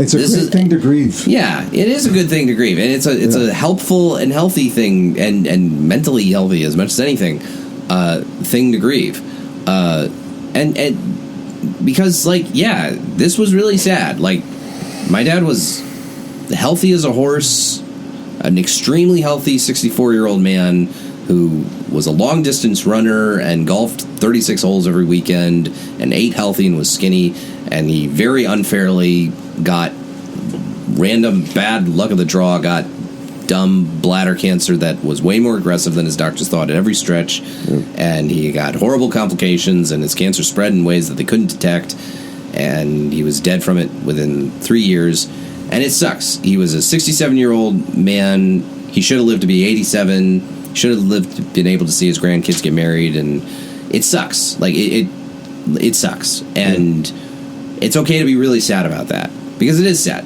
And he was really suffering really badly for a solid, you know, year plus before he died. It's also okay to be angry, John. And and it's okay to be angry and kind of pissed off, and you know, but it's like you can also though still find meaning and goodness in that, and still see a life well lived, and still take consolation from the church and her sacraments. So anyway, I think being able to think about a more simultaneously more earthy but maybe more authentic version of faith since my dad's death has been the biggest development since 019, I'd say. So there we go. Maybe you boys will make it to triple digits. I don't know. Many people are saying this podcast is hanging on by a thread. I didn't say it. One thing it's 11 o'clock. Rick's getting very sleepy. My wife, I am gonna catch hell. All right. Baron's still playing video games. Don't worry. One thing I heard recently was the definition of celebration, and how a lot of us have forgotten about it. And essentially, the definition of celebration is to give due honor. So that's why we can celebrate birthdays and anniversaries, but we could also celebrate funerals and the sacrifice of the Mass, because it doesn't mean a party or happy. It means we're giving honor to whatever it is that we're celebrating. Yeah. The right level of honor for the right. Yeah, that makes sense. Yeah. I did something good. A great point by Manny. I'm telling these people. Like, no, this is the Latin root. This is why you're wrong. I actually don't. I'm actually not sure what. I mean, celebrare is a Latin. The original Roman authors would say. All right, the Trump impression is getting more. It's happening more the later we are getting. Well, this is spiraling fast. That was great. That was all part of the whole mentality and changing the wording to as we prepare to celebrate the holy sacrifice of the Mass, and that was the whole meaning behind it. And it does have different meaning, but what it used to be like, please silence your cell phones as we begin the celebration of Mass. And when you have boomer-ass guitars up there singing, you know, here we go. It's very like, you know, like it's the people hear that and they think, oh, celebration, and it's like.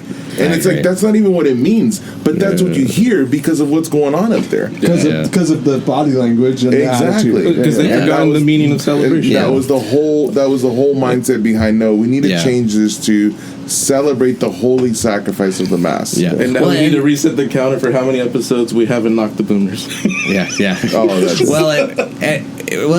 is the thing. I do think our music, our kind of not so great church music in late 20th century, 21st century American Catholicism, that's our version of the crappy French, you know, printing houses from the 1800s making. I think you're right. I think it's giving this, like, it's this very whitewashed sort of Beige. attitude of what Bishop Barron Christianity calls it is. beige. Yeah, it's very beige. Yeah, and you know what's not very beige is I remember growing up going to like different youth conferences or talks, and they're like, "Don't you know the Mass is a celebration?" You know, and it's like, and it's not. It's like, yeah, you know, Correct word, wrong meaning. yeah, but that's hear the word, I see the light, new beginning. Sing us out, John. there we go. Terrible song. Terrible song. That is terrible. That is dog crap. We need to get Lee Greenwood in here. Holly needs you home. The young kids call it That's dog true. water. I don't know what that means. Closing Beautiful thoughts. dogs. All right. Beautiful Closing dogs. thoughts. Closing thoughts. Pray your rosary every day, kids. Think about Mary the Widow sometimes. Listen to the John Gerardi show every day. John Gerardi, I hear he's fantastic. He's a prodigy. Yeah, he's a prodigy. Read more Psalms. Yeah, I don't know. Okay. I don't have my, Yeah. give your dad a hug. There you go. That's the main thing. Give your dad a hug. Give your dad a hug. And the If John you- Gerardi you know. show can be found on Apple Podcasts. Right? Yeah, the John Gerardi Show. You can search for it. Just Google it. You'll find it on Apple Podcasts, the iHeart app, I think Stitcher, and then you can also find Right to Life Radio, which is the Saturday morning show, on all of those various podcast apps as well. So, and follow me on Twitter, twitter.com/Fresno Johnny. That's at Fresno Johnny on Twitter. Yes, I got the Fresno Johnny label, so that one day when I'm, I don't know, mayor. If you enjoy watching paint dry, you might enjoy following John Gerardi. That's the other big thing. John, Okay, close out all with right, that. I'm going to close out with that. All right. And then we'll close Okay. out with prayer. So, Dude, you need to hear this. man. okay, so I have a fairly active Twitter presence, Rick, thank you. and I'm so glad Rick mentioned this. Good Lord, great. this is so funny. All right, I got to pull this up. This was from last week. So, I'm fairly active on Twitter, and I have my pinned tweet at the top, which I pinned like a year or two ago, and it's about my clinic, our Obria clinic that we helped start. And I was saying, hey, if you support what we do at Right to Life, you can donate. And someone last week comments on it, and he writes, this is Damian Norman, shout out to Damian Norman, the all-new king of power pop, a rockin' and a rollin' rebel from the West Coast, based in Los Angeles. The link to his website doesn't work. Damien, fix that.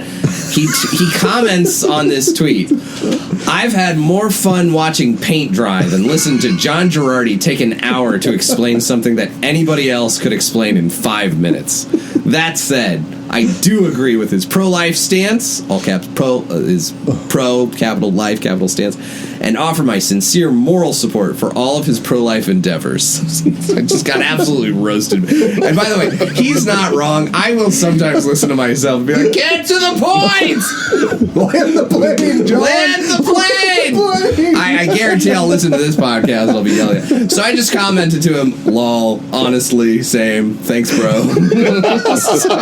So if you... What else can you say? So I'll just say this: if you're pro-life and if you morally and especially financially support Right to Life or Obria, you're allowed to roast me as much as you want. You can give this podcast a 5-star review, but if you want to write in the comments saying worst guest we've ever had, John Gerardi, his Trump impression is not good. It is not good. Some people are saying it's the worst ever. You want to write that in, go for it. You want to roast me as long as you're pro-life, that's fine. But donate money. But donate money. Yeah. If you don't donate money and aren't pro-life, then screw you. Screw you and the horse you rode in on. All right. Make like a tree and get the heck out of here. With that, let's close in prayer. Okay. In the most charitable way possible. And I pray In for the your... name of the Father and of the Son Pray and for of the your Holy eternal Spirit. All right. Mother Mary, widow of us all, we ask that you'd please just intercede for us. We ask that you continue to console John through what he's shared, what he's been vulnerable with. We just ask that whoever his story is meant to reach into and prick, engage, maybe change hearts and minds, we just ask that you would intercede for them as well. We just ask that you would continue to intercede for us all, to continue to understand who your Son is, most especially, and to desire to be changed and continue to repent and believe in his gospel. Hail Mary, full of grace, the Lord is with thee. Blessed art thou amongst women, and blessed is the fruit of thy womb, Jesus. Holy Mary, Mother of God, pray for us sinners, now and at the hour of our death. Amen. In the name of the Father, and of the Son, and of the Holy Spirit. Amen.